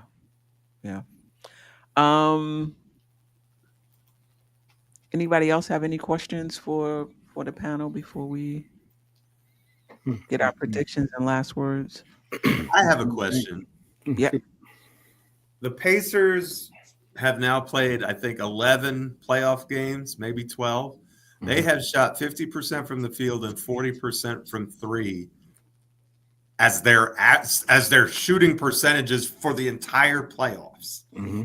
Do you think that's a trend that continues, or do you think that there's some regression to the mean? Because they did not shoot that well, particularly Naismith and Nembhard are shooting way above their career averages here in the postseason. Do you think they come back down to earth a little bit, or do you think our defense is just so terrible that they continue to get these games? Because I think it's going to be really tough to beat a team that's shooting 50% from the field, 40% from three on 40 3-point attempts per game. It makes your margin for error so small. I guess we were up 14, but I hear you, Jeff. Yeah. I guess to me, I think that's why I said whatever they were arguing about on the bench is the key to what's going to happen for the rest of the series. Like, whatever that argument was, we haven't seen that all season. Jerrell dying to know what they were talking about. I need to know, because we haven't seen it all season. I like stuff like that. I think somebody said on the post I read it was about a switch on Naismith. The drop coverage. Really? Well, if it was, it had to be. Maybe Cat would get the message now. It had to be, and it had to be at the elbow, like the left elbow going towards the basket. It had to be. Right. It was egregious. It's like they got confused. They ran into each other. Yeah. Yeah, but that's a very, very good question, Jeff. I don't know, man. Like, you would have to think that our defense is going to get better. It's almost like insanity for it to not to, because it seemed like we know how to fix it. We just won't do it. So, I don't know. Yeah, I don't know if it's going to be the Knicks bringing them back down to. OKC, Caruso going to shut them down. We not the gravity that's going to put them down to earth. Yeah, I don't know. Yeah. I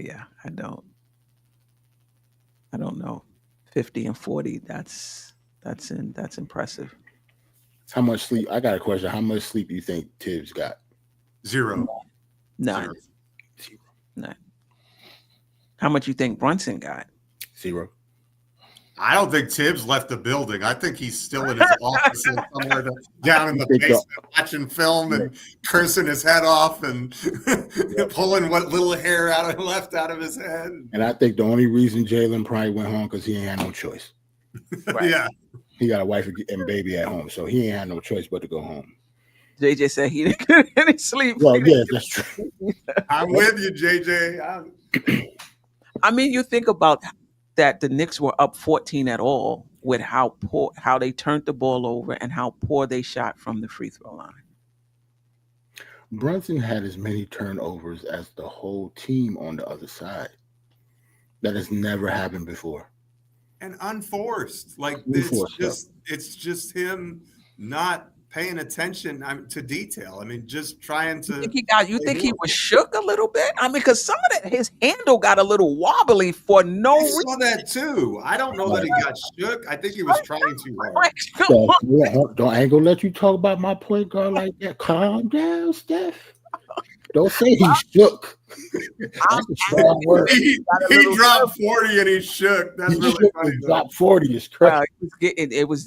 Things was getting a little tight.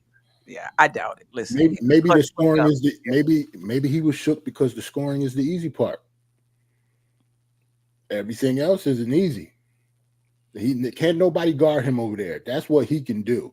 Yeah. The other stuff is what he is shaky at, and Steph is right about him being shaky. It looked like he almost got ripped a couple times. Yeah. Yeah. I mean, listen, that's fair too, because I was about to say a clutch player of the year, or just clutch. He's just a clutch player. Period. You're used to playing in these tight moments. But to your point, Jerrell, maybe it's more of a scoring thing where in tight scoring moments he's okay, but otherwise maybe not so much. I don't know. I will have to. I'll have to think about that. I just think for Brunson, it's a growth process in terms of his floor game, and we've talked about this. You got to be on point. The deeper you go into the playoffs, the higher the stakes get, the brighter the lights, the more on point you have to be. And last night was just not a great showing from him, other than scoring in that regard. I don't know what's going to be the final outcome tomorrow night, but I'll say this. I think Brunson's going to have twice as many assists as he does turnovers at a minimum. Right. I actually expect him to have one of those 8 assist, 1 turnover games where he's just clean as a whistle, because I think he's going to come out super focused and being the ball protector that he normally is. If we're being honest, he's a low turnover player for as much as he's tasked with handling the ball. It's really quite remarkable. But to Ajay's point, for him to have 8 assists, that means other players are hitting their shots as well. There's another stat, and that's pass percentage. And that might be a better stat to track. Just to share the ball. Yeah, pass percentage than we hit shots in game 1, though. We shot 50% from the field. Our 3-point percentage wasn't great, but we made shots. Yeah, so yeah, in that case, that would be a good indicator. But that's not always the case. To just look at assists, you do have to look at how the team is shooting. But to your point, they were shooting well, and so yeah. All right, Brunson will be better. He's the one person I'm not worried about tomorrow. I envision Brunson in his basement having a picture of Halliburton's face, and he throw darts at it at night. Well, if I had a picture of Halliburton's face, I would throw darts at it. Is there anybody more annoying than Halliburton? This is how Reggie Miller was. Reggie Miller was annoying. Yeah, he picked it. He got his spot on the Olympic team and everything. He hate that man. Yeah, because when you think about Trey, Trey is not annoying. You don't like him, but he's not annoying. You know what I mean? He brings out another type of an emotion, Yeah, corny. Yeah, but Halliburton is corny. That's the difference. Young isn't really corny. We just hate him. He does play for Indiana, though, so it kind of goes with the territory. If you think it's the corniness of him. Corn Hicks, yeah, he's just annoying. I'm but pipe down, I agree. He's a somebody put that out. Yeah, I just did. Shout out to East Blue. I mean, of all the people out there, why they have Reggie Miller called it? Why?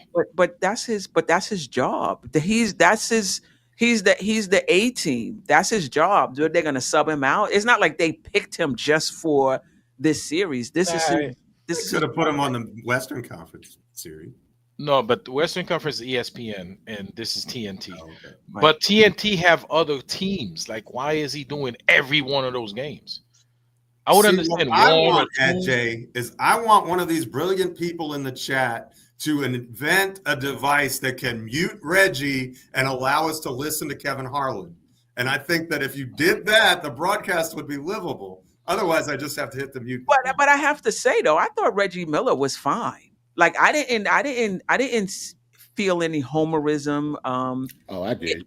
I did. He was calling all those fake fouls against us. He's that's a foul. They didn't call it. He was saying how to play us on defense. He didn't say that.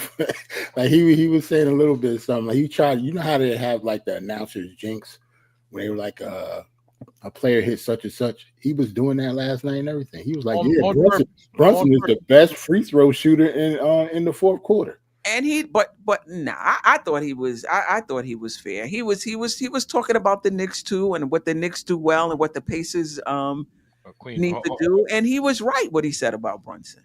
Queen. It was easy. All right, you want to start a Pacers podcast? Well, no, but what are we doing here? Now I'm going over Jalen Cooper. I'm usually on Steph's side. Now I'm on AJ's side. What you trying to say, Steph? What are we doing here? Before the game, I was like, Jesus Christ. Like, this is insufferable. I got to listen to Reggie Miller call 7 games if this goes 7. That's what I was saying before the game. And I know the radio broadcast is not going to sync up with the right. I was thinking of all of this stuff. I'm like, this is good. All right, fine. I turned it on. I was like, okay, all right. I don't know. I thought he was fair. Nah, Like I didn't feel like it was one-sided. Put it that way. When the Knicks did well, he called it. When they did well, he called it. I thought it was fair. Hallie hit the shot and he pointed at him. Well, he is a Knick fan. I mean, he's an Indiana fan. Well, if you're an Indiana fan, you should not be calling Indiana national games. That's what Brain's they say. a Knick fan. You're naturally biased. Brain is a Knick fan. He calls national. Well, he used to be a Pacer player. He used to be a Pacer. Mike Breen was not a Knick player. We call him conflict of interest, Steph. You can either get on the bandwagon, but or you cannot get on. Like, are you with us? Or are you not with us? It's a conflict of interest. It's a conflict of interest, man. He up there calling playoff games for the Pacers. Not as bad as when Hayward Workman was reffing games between the Knicks and the Knicks. I'm about to change the layout. I do remember that. I'm about to change the layout and put Queen picture real small. Real tiny, up in the corner somewhere. This when Steph like Reggie Miller. What is going on? But I was expecting this to be like a disaster, like unlistenable. It was. I didn't think so. I didn't think so. Reggie Miller apologist, Stephanie the Queen. You go put that as your. Listen, last season we almost lost it to the Cleveland Cavaliers, man. This season, Pacers threatening to snatch Steph away from us. You see Trey? Okay, what up, Trey? Trey. What up, dog? Queen, nah, that's Hollywood right there. You're just jealous, AJ. My guy Trey. Trey come 5 minutes left in the show, so he Not can at all. bars off and just go. I know how you be doing, Trey. That's what you be doing. Well, look, man, I got a life here. Just had a meeting with the wife about some stuff. Kids got put to bed. But yeah, I did try to come in here early because hadn't had a good chance to vent out my thoughts about last night's game like that. Well, we were about to end, but we're gonna allow you this time to get it off your chest, brother. Go ahead. You got some bars. I appreciate that. For me, it's I try not to be superstitious about things when it comes to sports. I know, a team could be hot. There's a team that could just have divine intervention in some way, but it feels like the Pacers have this thing going on this year, especially in these playoffs. I mean, this is the third time they've done this. Right. They did it against Milwaukee in the first round. They did it against Cleveland in game 2. And now we're the latest victims of, the Pacers, miraculous heroics, in these situations here. So I don't know if it's their year. I as a fan, as a Knicks fan, I hope it's not. Like, I feel like we got, a big opportunity to kind of make amends for last night. Mhm. I think what you saw in that first half and in that third quarter, we were the better team. You know, Cat was able to get his. Brunson was able to get his. I mean, we got some great contributions off the bench. I didn't like Brunson getting 5 fouls, and I think that sort of had to do with how things ended at the end of regulation there. I don't agree with the whole they should have just sat Brunson the rest of the game. I don't agree with that take. I know the bench was doing its thing, and you know when he sat, we won a 14-0 run, and but you know that's the star of the team. You're not gonna just sit him out the rest of the game. You gotta give him an opportunity to you know finish the game. You got to give your star that opportunity. So. Um, but the Knicks blew it. Um, give the Pacers credit because they've been doing this. Like this is like a part of the DNA right now. So um, as far as the Neesmith threes, I mean that's unheard of. Like you never even seen that from Steph. You know what I'm saying? Like to knock down 6 in a row like that. And then to have a couple of those, I mean, the way he released the ball, the way he kind of flailed his legs on a couple of those threes. Th- some of that was just luck, and then the Halliburton, basket at the end. Um, that's just luck. That was a lucky shot. Like I think the moment it hit the iron and it bounced straight up, I said it's going in. Only because it's going in. You So this know, is fate. Part of you think there's some fate here? of, I of, hope of, not. of I course, hope of not. course, it was gonna go in. Of course, it was gonna go in. Like, and I'm seeing viral reactions because the crowd is about to celebrate once it bounces, and then once it goes in, like that whole energy just changed just like that. So when that bounced, I said, of course it's gonna go in because why wouldn't? Why wouldn't it? You know what I mean? So yeah, it's a tough loss for the Knicks. I still think they can win this series. I think this was a wake up call, a punch to the face, and a reminder like, yo, like you could be had too. Like you did it against the Celtics, but it don't mean it can't happen to you either. So I think they'll be ready tomorrow night. I think and because they have to, because if they lose this one, I think the series is going to be over. Yep. I agree. I think they win it as well. Um, but I agree. If for whatever reason, and I thought about fate too. I was like, is this just a year? Is this just a year? Like I Yeah, hope I did think about that. yeah. It's one of those things. It's like the ghost of Reggie was in the building or something. It was crazy. Like they keep doing this. It's like it's a part of who they are. It's a part of who they are. I think at this point, I think you have to say this is who they're going to be. Now, it doesn't mean that they're always gonna complete the comebacks, but they're gonna play for 48 minutes. That you can assure yourself when it comes to the Pacers. Yeah. Yeah. Yeah. Yeah. I mean, Ajay brought that up before, this was a team. That was one of our concerns. That's where I thought they had the edge. Like they were going to be consistent. Not that Hmm. they wouldn't miss shots, but consistent in this is who we are, this is what we do, and we're going to do it for 48 Yep.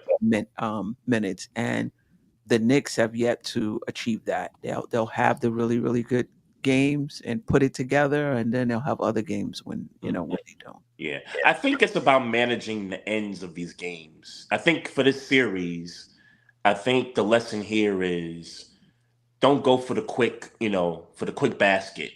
Let the clock run a little bit, slow it down, remember, you're trying to get them to play at your pace. And I think because of how the game got started, like Indiana's first, 9 baskets was complete. And the fact that we were able to keep up with them throughout that first quarter, I thought was a great thing. Like we kept up with them.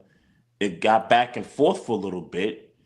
We were in the lead for the most part in that third, and then we kind of separated. And then it was as if we started playing to their pace during their comeback. It was as if they forgot, hey, this is not who you are. You're a team that's, a half court team. Slow it down. Don't let them get out in transition. Don't turn the ball over. And, I talked about it when I was on here last. Like, the turnovers is going to be key here. So I think it's about managing the ends of these games when they got the lead and hit free throws.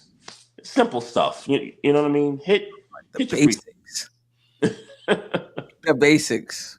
Yeah. Yeah. Before we get out of here, because I'm not going to look at this game again.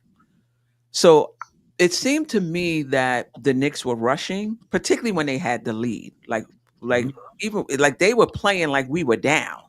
I understood the urgency on the Pacers side. I didn't understand the urgency on our side. But Josh Hart said something, and somebody in the chat just brought it up as well, that in the last 2 minutes, they were playing not to lose in the sense of holding the ball and not taking quality shots. I don't remember that.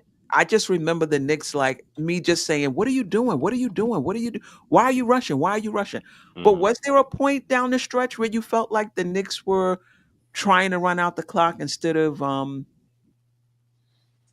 just playing freely? I didn't see that. They should have done that. Yeah. I think it was the opposite, actually. It was the opposite. Yeah, I didn't see that. The play earlier. You're up 5.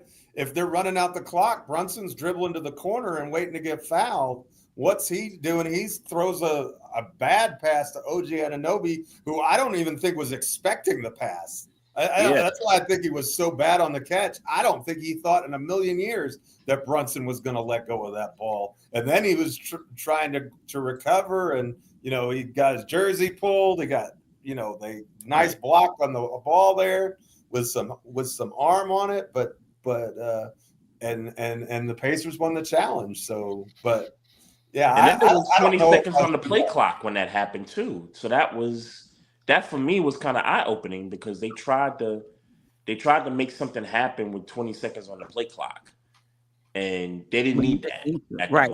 We didn't. 20 seconds left of the game. It wasn't the shot clock was turned off. I mean, they literally have to foul you. Like, just take the foul. Like, yeah. But the only reason I bring this up from Nice is because Josh Hart in his post-game conference said the same thing. It didn't look like that to me, but he said the same thing. Instead of us playing, we was holding it, trying to run the clock out instead of just. It's like, really? Maybe it just seemed like that to him, because watching it seemed like they were shooting early in the shot clock. Josh, I still hurt. You don't know what you're talking about. Man, he was too busy slipping and sliding all over the place. You know what's strange though, guys? When the pace of the game slowed down in the third quarter, the Pacers outscored us 25-21. We were up 69-62 at the half, and it was 90-87 at the end of the third. So the pace clearly slowed in that third quarter, and yet Indiana outscored us in that period by 4. Isn't that odd? Very counterintuitive. Yeah, I heard Monica this morning on, what is that show on ESPN? Get Up. Get Up, yeah. Get up. Yeah. Well, I watched a clip on YouTube that the Knicks don't necessarily want to play really slow. They don't really want to control the pace to that point where they're playing really, really slow. They do want to, play fast as well. So that's that works for them. Well, they feel that playing, a little pushing the pace a little bit works for them. I think it works in spurts, but I think they also got to realize, especially when Tibbs and shout out to Tibbs. I mean, I know he's getting some blame for the loss yesterday, but um, the fact that Cam got 10 minutes was pretty huge. And even though it was just 27 seconds, DeLon Wright was out there for a defensive assignment, but at least there was some hope that, okay, he recognizes that he's going to need probably 8, 9 guys off, he's going to need about 4 guys off the bench to really contribute in this series. So I thought that was huge. Yeah. And I don't think Cam's minutes was because of foul trouble, right? Because I don't think when he was in foul trouble, Cam wasn't in the game. It was because he hit them 2 threes. Yeah. Deuce played in the fourth, so it wasn't like Cam did. I don't think Cam played at all in the fourth quarter. Right. Yeah. But I think Mitch should have been out there, like, to close the game. Longer? Because he was in there. He was. Longer. I'd say he should have been there a little longer than what he was. You mean in the fourth or in the overtime? In the fourth. In the fourth, particularly. I know we played some in the fourth, but I felt like when that unit was out there with Deuce and Mitch and the rest of the starters, we had a 14-0 run. And then they brought Brunson back and, they took Deuce off the floor. And then I think they took Mitch off the floor for a bit there. I thought they should have kept Mitch out there. You know what's crazy, Steph? All this time, like we was talking about this game, for the most part, we talked about the stuff that happened in the fourth quarter. Right. And not overtime. Yeah. I don't think we talked about a thing that happened in overtime, did we? A little bit. Honestly. A little bit. When were those backdoor plays in the Obi Toppin dunks? That was the fourth quarter or overtime? That was overtime. Yeah, that was overtime. That was overtime. Yeah. I mean, Jerrell's right. Like, the overtime stuff kind of gets overlooked because of meltdown, E. Smith run, and then the Halliburton shot, in the regulation. But right when overtime started, we went up quickly by 4 points. Yeah, we had 4. We was up 4 with the ball. Yeah, that was that goaltending call though that they missed. Yep, that they missed. And then he went down to the 3. It was a 5-point swing. Yep. Nemhard hit the 3, I think. Nemhard. It was Nemhard hit the 3 after that. Yeah. That was big. That was big. And the Nemhard layup, the Obi Toppin dunks, the Obi Toppin offensive rebound that led to, I think it was a 3-point play. Mm-hmm. Now, had Tibbs not used the challenge earlier, he would have been able to challenge that goaltend, right? He would have if he had it and used it in the first half. But I thought that was a good challenge, though, to try not, because at that point Brunson had 4? Had 4 fouls. His 4th foul. Had 4 fouls. Yeah. And plus, I can't, fault a coach for using a trying challenge. to keep the star out there. Yeah. Right. You didn't have it in overtime.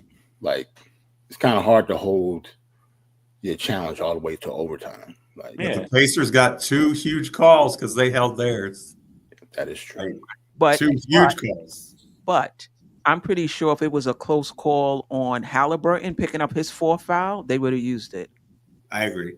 They would have used it. Absolutely, that's true. I didn't think that was I don't think that was a poor use of it at all. It was close. And you didn't know OG was going to step up. You didn't know the Knicks were going to go on a 14-0 run. As a coach, you thinking, we got to play this team without Brunson. But kudos to the Knicks for when OG started rocking, like putting it between his legs. I said, "Oh, boy, this is here we go, right here." He put it between his legs twice, and then the step back 3 and knocked it down. I said, "Oh, okay." All right. And that was definitely goaltending too. They should have called it even if it was close, because that then you could really right, because that was definitely goaltending. Yeah. Size 9, that is goaltending. It's not goaltending. The ball hit the glass first. That is goaltending. Yeah. He must have meant hit the glass first and then he touched it. Yeah. Yeah, that's goaltending. Yep. Yeah. Those little things, man. It's just those little. Some people. Well, there are two other things you got. One other thing on when we intentionally fouled at the end of the fourth quarter, his foot was on the end line.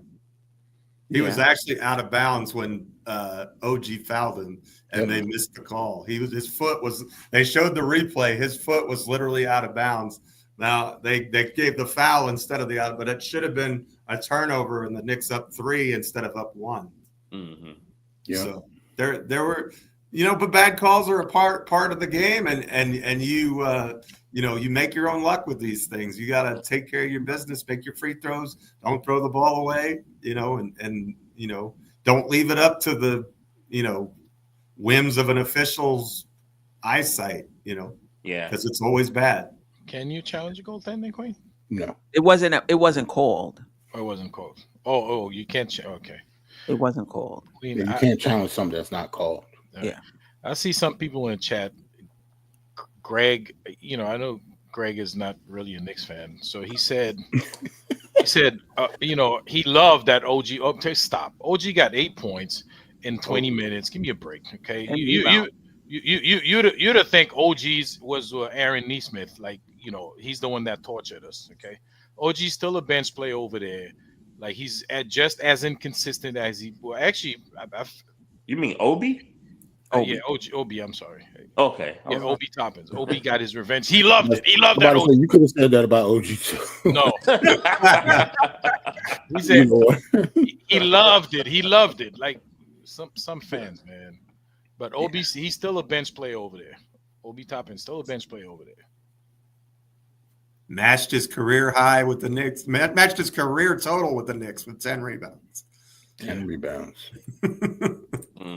Yeah. Got to clean that up. We can't let that happen again.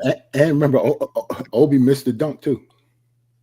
Yeah, he usually does at the Garden miss one, but he had 2 really nice ones. The nail in the Aaron Neesmith was the guy. Greg, I don't care what you say. If you didn't watch the game, go back and watch the game. Okay. You don't want to get Obi no props? No, he gets props, but don't tell me like he was the man last night. Come on, man, give me a break. Stop. He had a moment. That's all. He had a split second. 8 points, 10 rebounds, 2 backdoor dunks. Right? Hollywood come on after 11 and stuff. That's all. It's after 11 o'clock. AJ trying to get feisty. If Obi was on this team, he wouldn't play. I'm not gonna say he wouldn't play, but what I'm saying is he fits what Indiana does much more than he fits what. I think you're right, Steph. I don't think Obi would play on this team. No, he wouldn't. Where? Nah. Who he? Not if everybody's healthy. People have to get hurt for him to. Yeah, Tibbs don't like power. We don't have a power forward on this whole roster. Except for Precious is a power forward. Yeah. You said it right the first time. We don't have a power forward on the whole roster. Right. Sorry, AJ. I know Precious is your guy, but yeah, man, Precious didn't get a split nothing yesterday. If Precious gets some minutes, I wouldn't mind it though. But I think he would be all right in this series. I think there's some series, matchups for him. I actually think he could be useful, but I don't think he'll play. Just don't play him with OG because both the dudes' hands is terrible. Like Nerlens Noel Part 2 and 3, like feet. Them dudes' hands, I don't know. They got nubs on their wrists or something. Because even though that pass didn't make sense that Brunson made, OG still should have caught it. Yeah. Or the play that when OG was wide open for a layup or a dunk and he just lost the ball. Yeah. I was like, what is I was texting AJ. I was like, what was that? Like, what was that? Like all his special sauces just got like it was over. mid layup. He just crazy. We need Nobody more was from there. him, that's for sure. Had to be Sonny Lee being there. Had to, had to be, man. Some people say it was the rest in peace Jim Irsay, the Colts owner, passed that day. Yeah, I saw that, Jerrell, because I think hours before he passed away, he tweeted out "Good luck to the Pacers." Yeah. And I would imagine He's the one who knocked that ball in from Right. 8,000 feet in the the air. spirit of Irsay. He directed it. I see how it goes. The spirit of Irsay. Irsay. I imagine both those teams work together in the Indianapolis community, like most other, you know. Oh yeah, It's only I'm about to say it's only 3 miles long. They ain't got no choice. Ain't nothing else popping out Indiana. No disrespect, but yeah. Yeah. My homeboys yesterday said, they was playing a lot of Dipset during the commercial break. And he was like, what kind of music they would play, once the Pacers, get their home games. And I said, I couldn't tell you what kind of music they would play. Oh, they got Indiana got music. Jackson 5. I don't think they're gonna from Gary. So good point. I don't think they're gonna play no Freddie Gibbs or nothing like that. But yeah, the Jackson. Good point. Good point. Probably have some country music in there too somewhere. Yeah, probably. Yeah.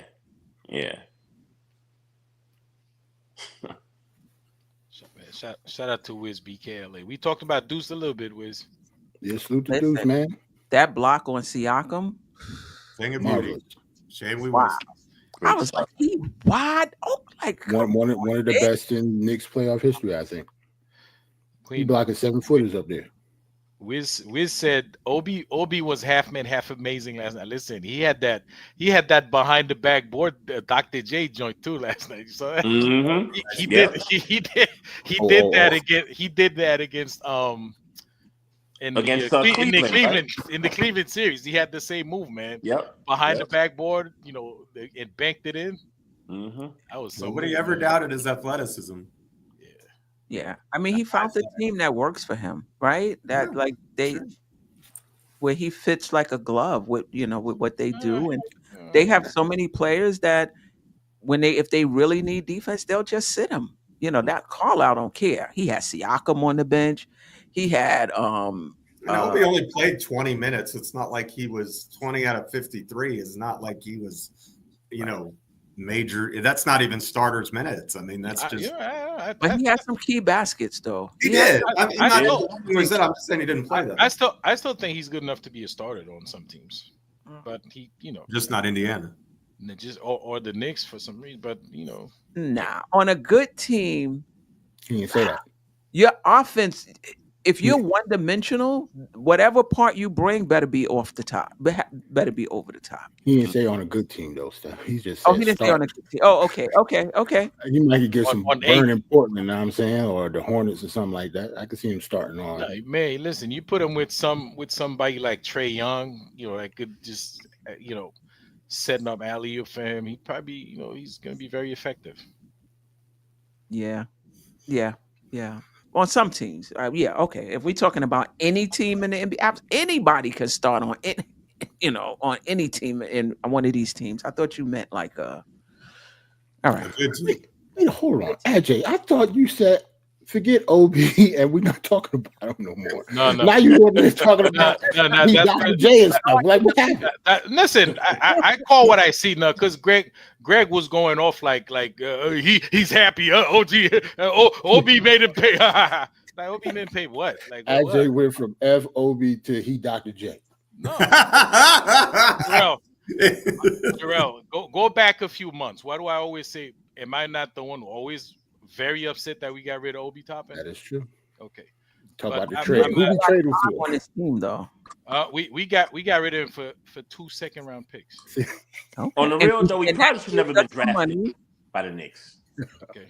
AJ was so mad at that trade. I was mad at that. Remember, he was cursing. No, listen, I like Obi Toppin, but I'm not trying to hear anybody come here and tell me they happy that Obi got his revenge. Are you a Knicks fan or? Yeah. We don't get Obi Toppin. We don't get Dante DiVincenzo last year, and then we don't get Cat this year. So Listen, And I got upset when they got rid of DiVincenzo. in the this cap era, second round picks probably more valuable than depending on where that first round pick is going to fall. Because you don't want to be committed to that salary. The Knicks didn't want to be committed to. They probably, I guess, if somebody say, "Here, we got a first round pick," no, that's gonna mess us up. Because the Knicks front office, we don't want that. We don't speak that language. Sorry. We don't do nothing with those seconds because we need the flexibility. I mean, we still have like a ton of them, right? Yeah, I think we have a ton of them anymore. We got rid of a bunch of them. We don't do nothing with them anyway. You suck at drafting. It's okay to say that. But I think we do okay with our second round. Like that's how we got Deuce. That's how we got Mitch. That's how first round 40. I was gonna say quickly. They drafted pretty good. Like they drafted some good players. We just couldn't pay them. That's all. It's too late for this. You saying the Knicks drafted well when? From what year to what year? Think about it, Trey. What year did they draft What's that now? And then what year did they draft Kristaps? We're saying that the Knicks drafted well. Draft picks, and I don't even think we would get to 5. We don't draft well in the first round. We haven't for a generation. I agree with that. I'm just throwing some names out there. Like that we did. Quickly was a good pick in the draft. Quickly was a good pick. RJ was a good pick. He was first round, but he was a good pick. He did some things for us. Could have had Darius Garland. Sure. I mean, Deuce. Deuce Robinson, a decent second round pick. All of them are second rounders. Robinson second. Yeah, right. Yeah, Every first rounder ain't on this team except for the rookies. Yeah, no, I got you. But Grimes seemed to be coming to his own on Philly. Let's see now when they get their complement of players, right? Mm-hmm. And he can't just shoot at will. How he, Look at that. Oh shit! I didn't know we had a pick. I thought we crap. So we do have somebody mentioned that. I'm sorry, I didn't catch. We got a pick this year coming up because remember we couldn't trade consecutive years. We have a second round pick. The Nets. No, we have a second round pick in the Milwaukee pick this year. We have our own first rounder in 2026. Okay, gotcha. So we have a second round. We have a second round pick this year. Oh, that's where we do our best. So yeah, but even then we're not picking that either. We got 4. We do.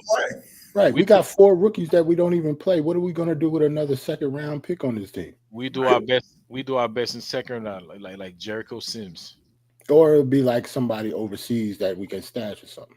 Oh yeah, what happened to that guy, man? That Jokic, he's still overseas. He's still over there. Why do we? I don't know. He's never coming. I guess in the off season, somebody can explain that stuff to me. I mean, to be honest, when you look at him, I don't need him to come over here for what? Yeah, what's he gonna do? I don't think he's as good as Tyler Kolek. Being honest, I'd rather have Kolek than Rokas. Mm-hmm. Easily, I don't think it's close. Those guys will be a big part of the bench next year. I think Kolek, Dadiet.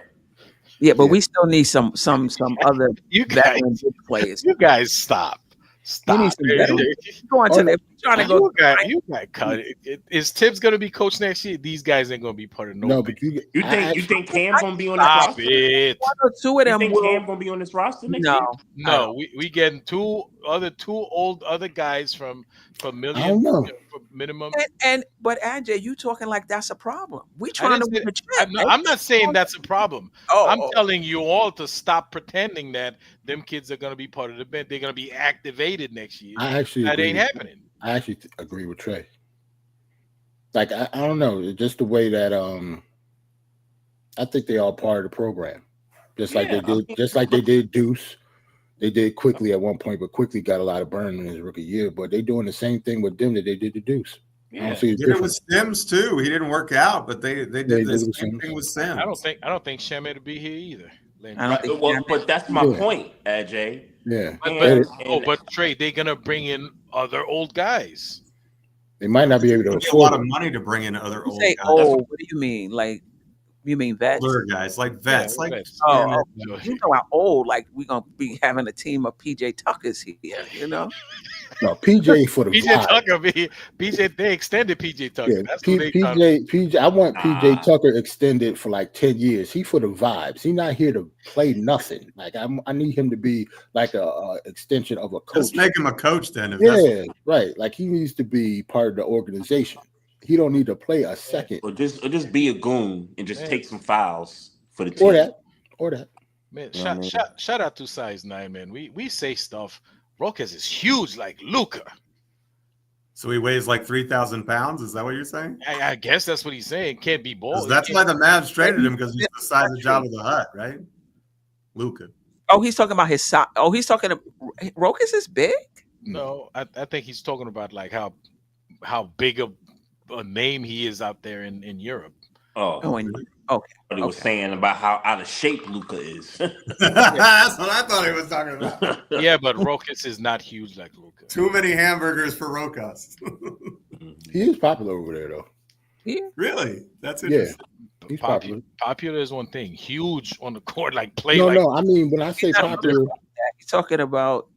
like when he's good over there. He just ain't good over here. Over here ain't over there. Like it's not the same thing. Like I don't think he's going to be a NBA basketball player, but he's good over there though. The type of game that they play. And I don't think he's a bad basketball player, but I don't think he's going to come over here and be Tony Parker or nothing. So guys, in the young kids we have on the bench, who do you think will probably get more playing time starting next season? I would Like put in order, like in Huck Kolick. Kolick between first. Kolick and Hawkporty. I think Hawkporty first. Think Hawkporty first. For me, it's McCullough. McCullough. McCullough is the best player. Yeah, McCullough is the best player out of everybody that we drafted. Yeah, McCullough. Really? I've seen him in Kansas. I see what he could do. He got hurt. That's why he got drafted so low.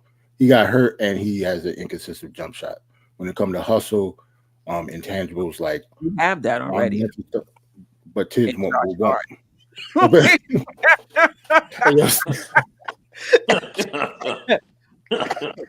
Yeah, he's a bigger, longer, more athletic Josh Hart.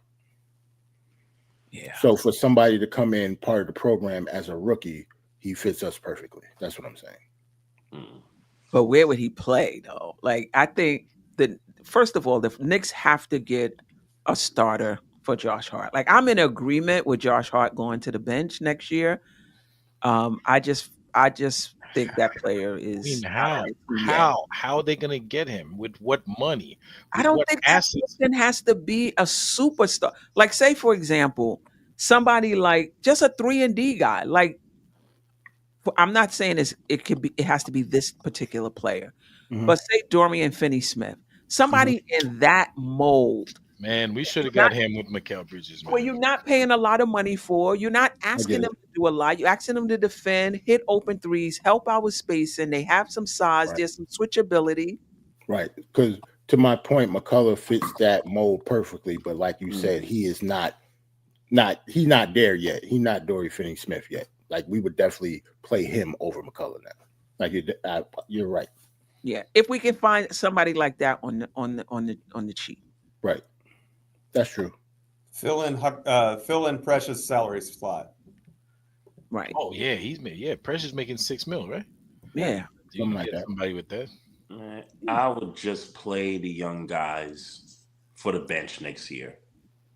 We ain't got that kind of money to be going out and trying to get somebody like a DiVincenzo back on the roster, or one of these high price vets. Just play the kids for next year for the bench. We trying to win a championship. So if you're trying to win a championship, you want somebody who's been through the ropes when you get into these series and you get into the playoffs and you getting back to the Eastern Conference Finals. You really want to be relying on a second-year player who in a first year didn't even play a lot of minutes to rely on them in the playoffs? Maybe not in the playoffs, but I'll say this. If they're just going to replace Campaign and Landry Shamet, and they don't play that much anyway. If we already run 8 deep, I don't see why 2 rookies can't be 9 and 10, even though they don't play that much. But that's fine. That's fine. That's what I'm talking about, because Deuce relying on them game out to produce for you. I mean, why would you even put them in that position? Don't forget, we got that guy Marjan Beauchamp also. I don't know. Yeah, athletic kid too. Athletic. He's been in the league like 3-4 years, right? Yeah. Okay. But there's a reason why Milwaukee, I mean, listen, if he's in our program and he finds his shot and they're able to,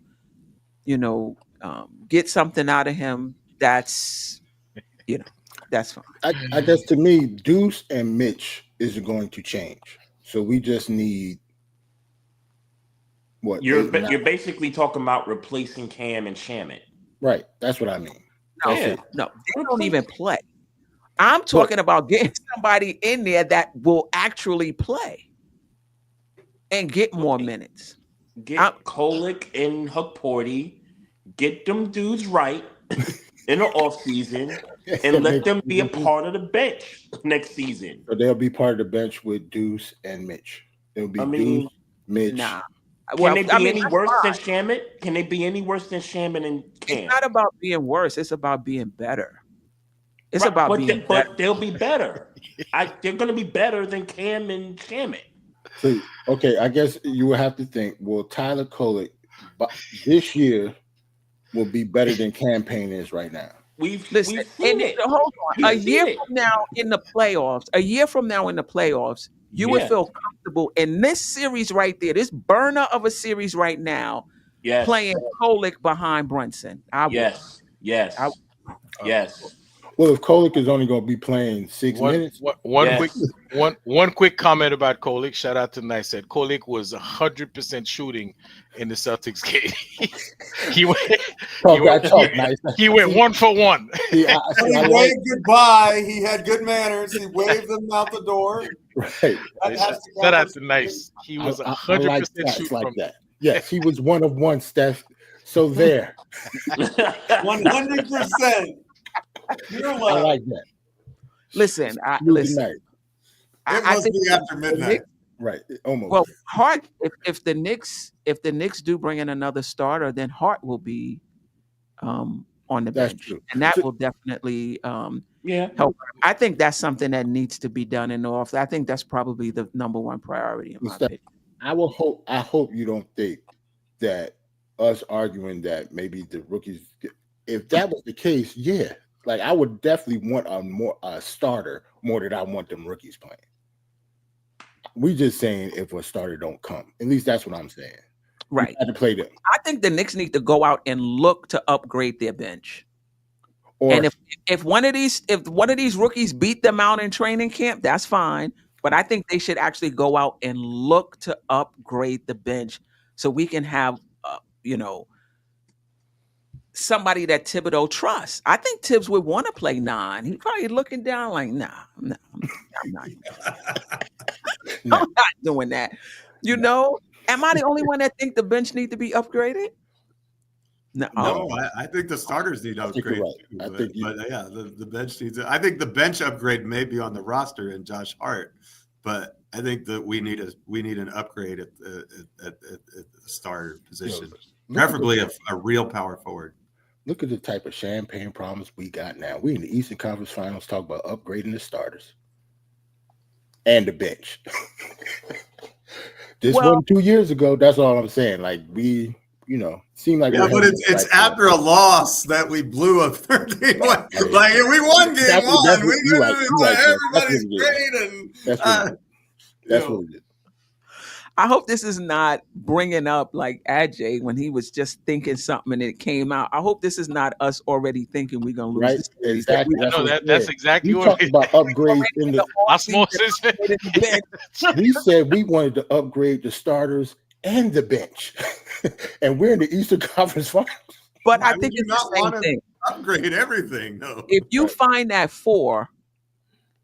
That can stretch the floor. That upgrades the starters and so nice. And sending Hart to the bench Mhm.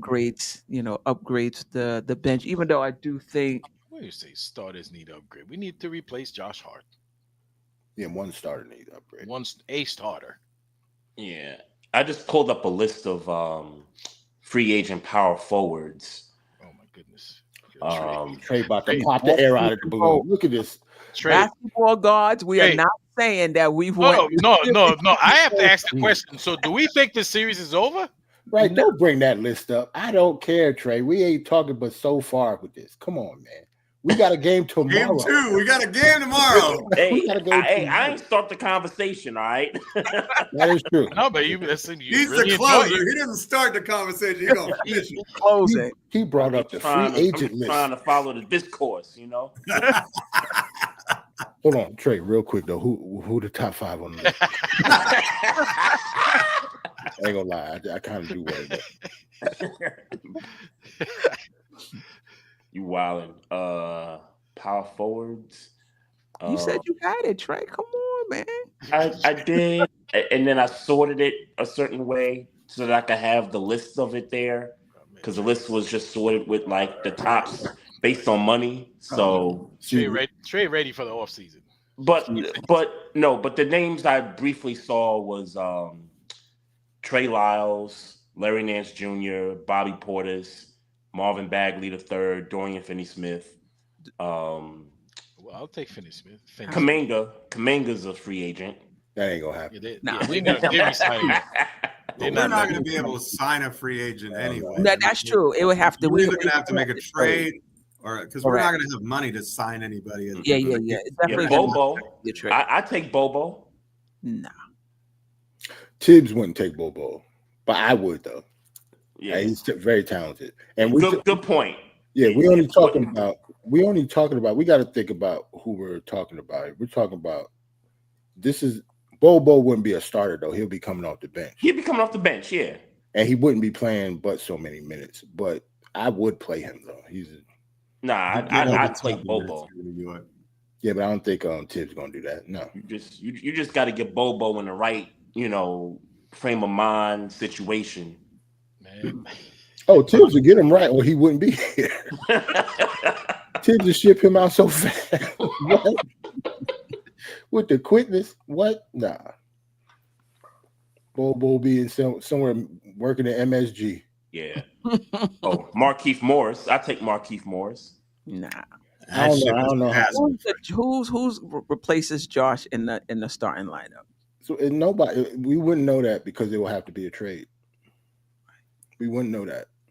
And then when we start talking trades, everybody gonna start talking Giannis and stuff. And I think we should. Yeah, let's not go in that route. Yeah, nah. It's too late in the evening for that. We've been on 2.5 hours. We don't need to get in. Yeah, you're right. Giannis trade talk. I'll roll soon. Yeah. No, I take Kelly Oubre though. If you're talking about a starter. But we need a forward. He's not a forward. Yeah, you need a forward. No, but if you said replacing Josh Hart though, like Josh Hart plays more 3. Then you would plays like a 4, but he's traditionally a 3. So we put Kelly Oubre in the starting lineup and just keep OG at the 4. Yeah, that ain't that bad. Is he gonna get? Is he gonna? Will they respect his shot? No, I would. I mean, that's the thing. You need some, but even I mean, sometimes your percentage don't have to be good, but like Trey doesn't shoot a good percentage, but he still has gravity, right? That's the thing. Even if he doesn't shoot a good, because he's inconsistent, would teams still cover him? I don't know. Like I don't think that's based solely on percentage though, whether they can cover you or not. If you're going to talk about 3-pointers, he's not a 3-point shooter. He's not a good 3-point. He's not a 3-point shooter, but he's still a good player. and he's not even 30 yet. Like, yeah. I don't think he gives you anything Josh Hart doesn't. Hart's a better rebounder by far. Like Oubre's a bench piece in my opinion. But the idea is if you putting Josh Hart on the bench, then Oubre would be a good filler in that starting role because you bring Josh Hart off the bench, then he's going to give you the spark that the bench needs. That's kind of the whole idea. I agree. We need a shooter there, though. I don't think That's we can why get we're away. bringing him to the bench, because we need somebody that can stretch the floor, because they're playing off of Hart and creating problems for particularly Towns when he's down low. But basically the spacing is off. So who can help us space? Yeah, bringing in Oubre will probably just be a more athletic, longer Josh Hart. Like, it's not really replacing his skill set. Yo, you know it's getting late, man. Shout out to Shiko. Say, who's Bobo? Who's Bobo? Yo. They said Bobo, B-O-B-O, Manute Bol-Smith. Like, he a forward and played for Phoenix. That's funny. B-O-L. Yeah, but then he said, "Oh, Bobo, yeah, he cool." Like I said, it's late, man. Nah, I don't think so. I think Deuce will be back.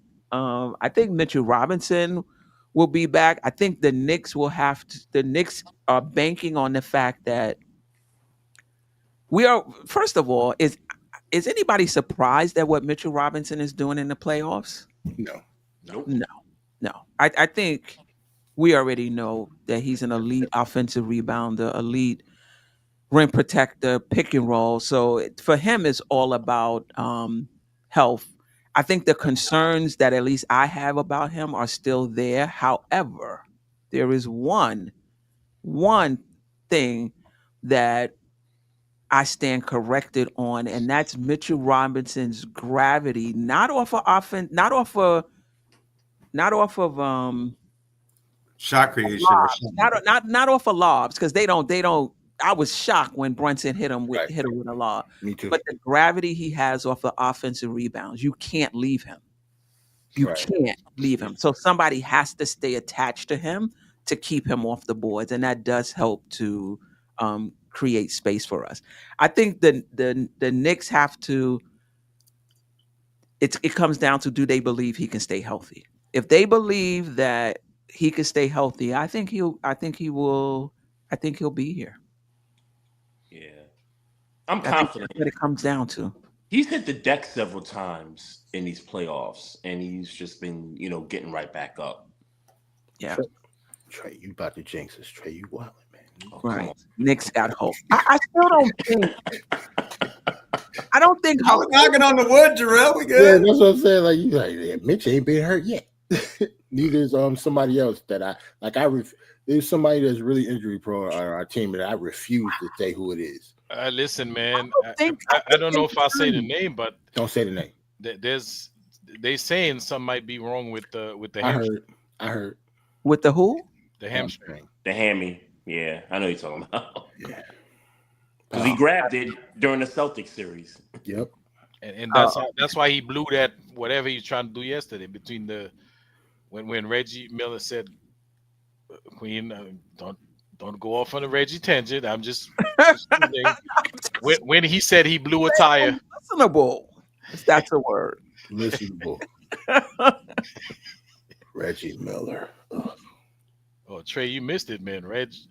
Queen went on a Reggie love fest over here, man. We had to check her. All I said was, "Oh my God, please, brother, here we go." Listening to him on the broadcast was not as bad as I thought it would be, and I thought he was fair. That's all I'm saying. He sounded like Barry White and. That was the craziest thing you said. That was the craziest thing you said on Dope Soul, sir. But why the camera pan to him after Halliburton hit that shot, though? Oh, they gonna troll. They love to troll. They know what they was doing.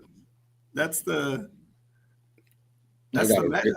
They got a Reggie Cam when he plays, when he's at MSG, Trey. They knew what they was doing. Right. But if you win the game, you don't have to worry about that. That is true. Yep. Queen. I don't care how many choke signs you get. Win the game.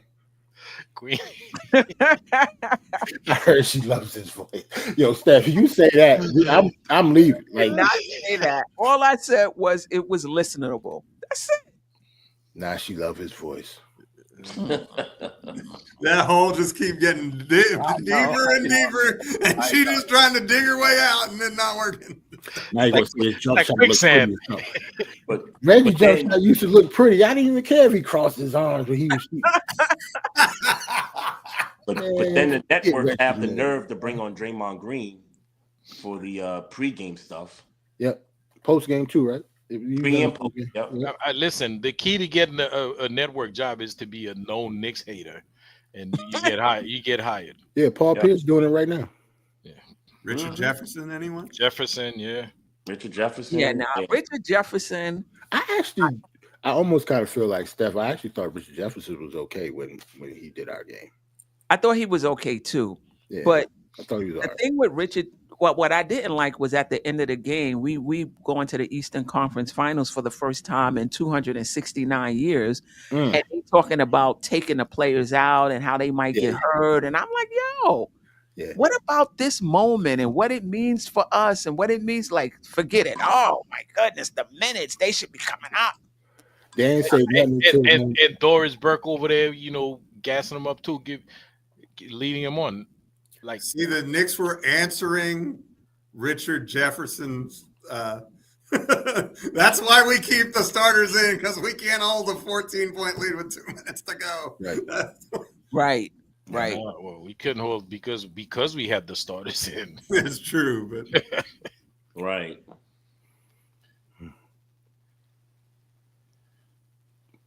Yeah. East Blue Drew, not just for ESPN, they work for TNT too.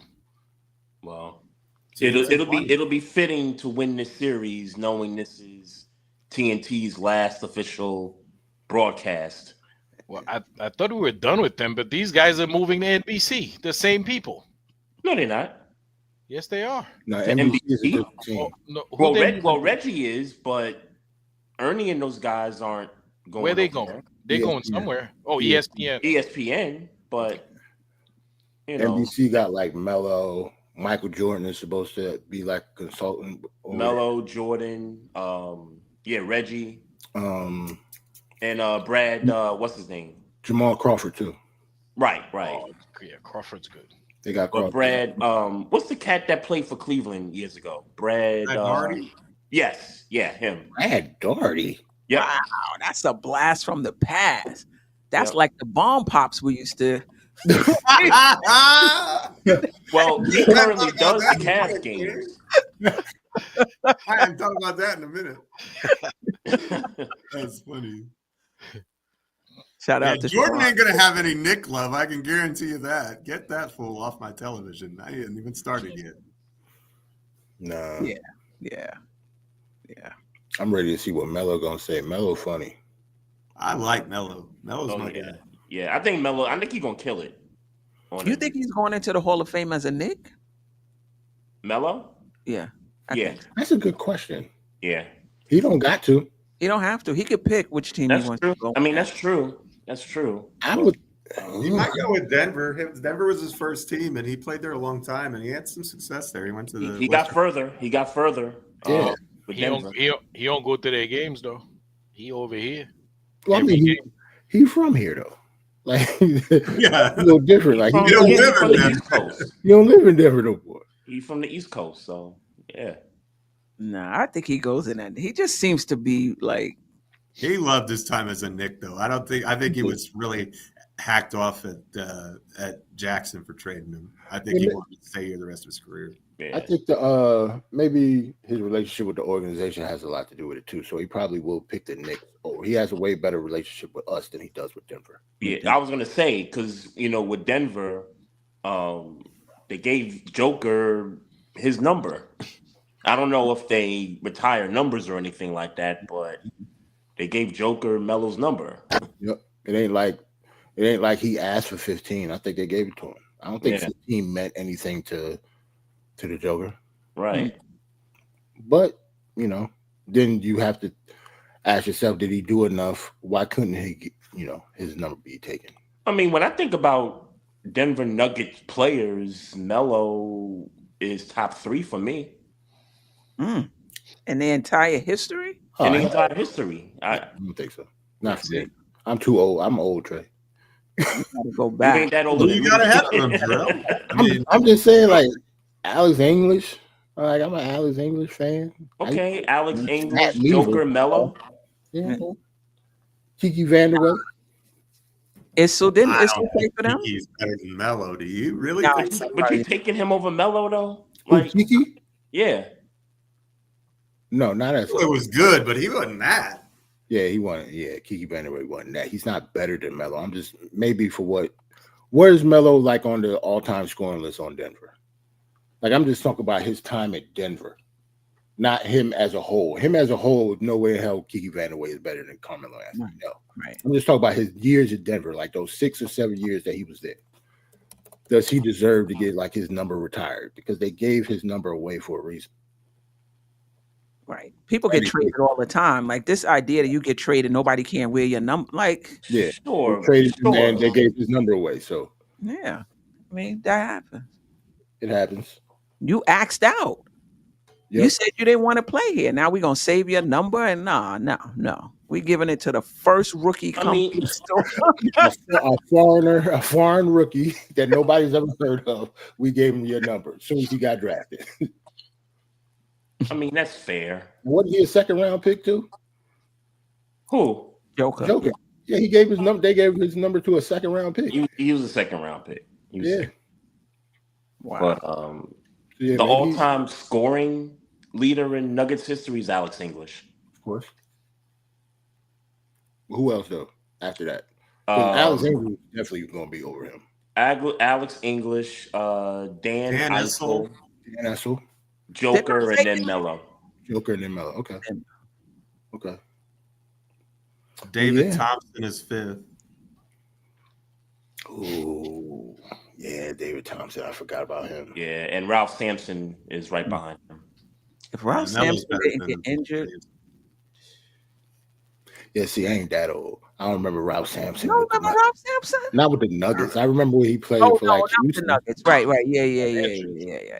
Yeah, Ralph Sampson was on the Nuggets. When was he on the Nuggets? I don't know, but he scored 4,063 2-point field goals for him. Yeah, see, I don't remember him. Year he was there? Who? Do they have the year he was there in Denver? Not on the things that I'm looking. Okay, that's fine. That's fine. Yeah, that's cool. But yeah, I don't remember him on Denver. Yeah, and if they ain't do my man Chris Jackson dirty, he would have been higher on this list too. Muhammad Abdul-Rauf. Yeah, Abdul-Rauf, man. Yes, sir. Rauf was a baller. Nice. Oh, man. That kid. Denver had some joints, man. Denver had some nice draft picks. LaFonso Ellis, they drafted Jalen Rose when he came out. Mm. Really? Yeah, he was with Jalen Rose with Denver. Did he play there? Mm-hmm. He did? I don't even remember. He did. Yeah. Yeah, Jalen Rose was good. Fat Lever. I was a Fat Lever. I like Fat Lever. Jalen Rose. Mm-hmm. From Michigan? Yeah. I do not He remember. got drafted by Denver. He got drafted to Denver. Then he went to Indiana. Then he went to the Bulls. He played with us at one point. I remember He him played for the Raptors. I don't Didn't he play for remember the him. Raptors? Toronto too. Yeah, He I played forgot. two I seasons forgot for- Canby was. And the Knicks, Jerrell. And the Knicks. I forgot Canby was in Denver for a while. That's That's true. when Where's Canby? Has he been at the Garden? Yeah. No, this season he's not as often as the other guy, but he's been there a couple of times. He's been there a few times.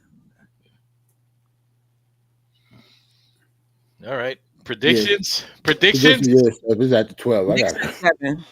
Knicks and They win tomorrow. I'm gonna go Knicks and 6. I'm sticking with my pick. Knicks and 6. I'm not backing off of that. AJ and Geoff. Pacers in 5. For Pacers? Knew that was coming from somebody. Somebody. He just trying to do the reverse psychology. Yeah, that's what that is. That's what that is. I like Look, it. I said Knicks in 6, and we lost game 1. So I'm trying to make amends, y'all. I like it. I like Okay, because at the end, shit, man. because at the end of the day, none of this means anything. Go ahead, please do the superstitious thing, Geoff. I get it. I understand it. I like that. AJ, what's up? I can't call it, man. I think we're gonna win. Listen, My thing is, Jerrell, my thing was whoever wins game 1 wins the series, but I can't pick against our Knicks, man. So you just knew we was gonna win game 1. That's the only reason you said that. Hey man, Listen, be hypocritical, man. It's okay. I hope we win game 2, Okay. and we'll see. We'll have we'll see what happens after that. Yeah. Well, he said last time it was going to go one game at a time. He didn't- I did say that. But hold No, on. but hold on. listen, Yeah. Knicks. I'm hoping Knicks in 7. Okay, I think this is going to be a 7-game series. Those two teams are very evenly matched. I think it's going to go 7 games. Yeah, Jeff, I don't like doing predictions either, but that's part of the game. Right. I actually hate doing predictions. Maybe because I'm a football guy. Like I'm a one game at a time person. I hate looking ahead. I don't. And mind. it's a shorter season. Yeah, Less games to right. predict. I've never been that type of person to look ahead. So I hate doing predictions, but I do them. But Listen, man, Yeah. I hate that we lost that game. And to me, I see it like it's really tough to overcome because I'm still, I never bet against the Knicks, so I'm saying Knicks in 7. But it's gonna be tough. Like it's gonna be tough to get out of that. It's like they got to win 5 games in the series because they had the game 1 feels like yesterday.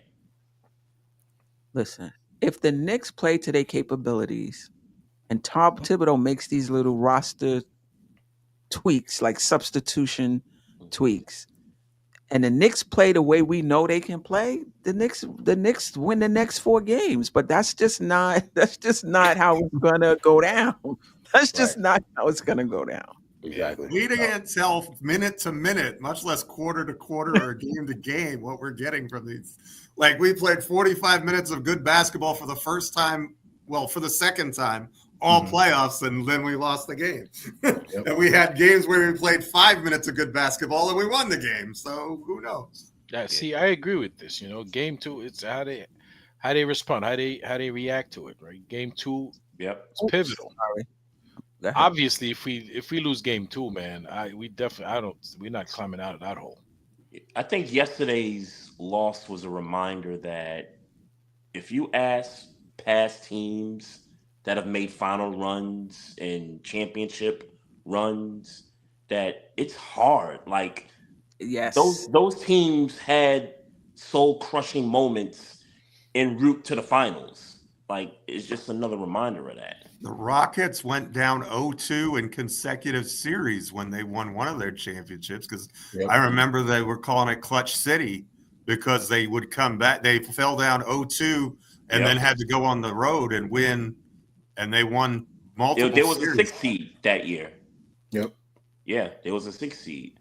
That Magic team with Dwight and those guys back in 2009, every series en route to the finals that year, they lost to a buzzer beater in every series leading up to their finals run. So And just one gotta other overcome thing, it. Trey, remember when the Pistons won the championship? That's the team that everybody used to love to talk about with the Rip Hamilton team. Yep. In the finals, they lost. They choked a game away against the Lakers. And I thought at the time, I was like, yo, well, because that was the Lakers with Karl Malone and Gary Payton and Shaq and Kobe. I mean, you felt like, man, there's no way. And then they smoked them 4 in a row after that. So, you still have to play the rest of the series. That's right.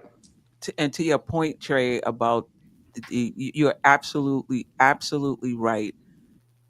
Any of these championship play, like if you listen to them on a podcast, those who have won championships, Perk, Garnett, they will tell you it is hard, and you do go through rough moments. But I'm hoping that this is the Knicks' rough moment, and we still win a championship, because sometimes those soul-crushing losses are series losses, and you got to wait till the next year to redeem yourself. That has happened.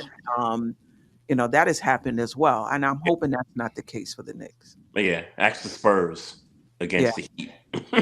Yeah. And Boston. How many times had Boston went to the Eastern Conference Finals, the finals before they actually won it. So there is a lot of pain along the way. I'm just hoping yesterday was our only pain point. That's what I'm hoping. Well, I think if you asked Jalen Brunson last year, it was very painful. Yeah, Absolutely. that's true. Yeah, I think it just depends on who you ask. I think that for us to go down like that, losing Julius Randle, losing everybody else, Yeah, he ended up breaking his wrist in game 7. Yep. OG was hurt. He came in and played like a couple minutes, was killing Had it. a Willis Reed moment. Yeah. Right. Like that was a painful moment. Like they couldn't do it because you can't do anything. yeah. That's And true. Josh Hart had that. Abdominal.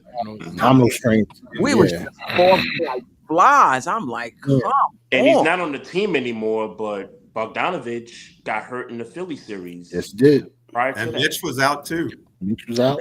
So, yeah, Like our whole team was out. Bogdanovich, and he was actually getting minutes. Yeah, he was playing well. He had some moments. Right. Yeah. And then we was up 2-0 up on the Pacers. 2-0, and then Nembhard hits the 3, the banked in Yep. miracle, and we were. That was the game. Yeah. Enzo went crazy. Yep. So yeah, that we how we lost last year was pretty painful. I think people just don't really think about it because it was the second round. Mm-hmm. But yeah, that's a painful way to go out. Like we had a good team that couldn't perform because of injuries. Yeah. Right.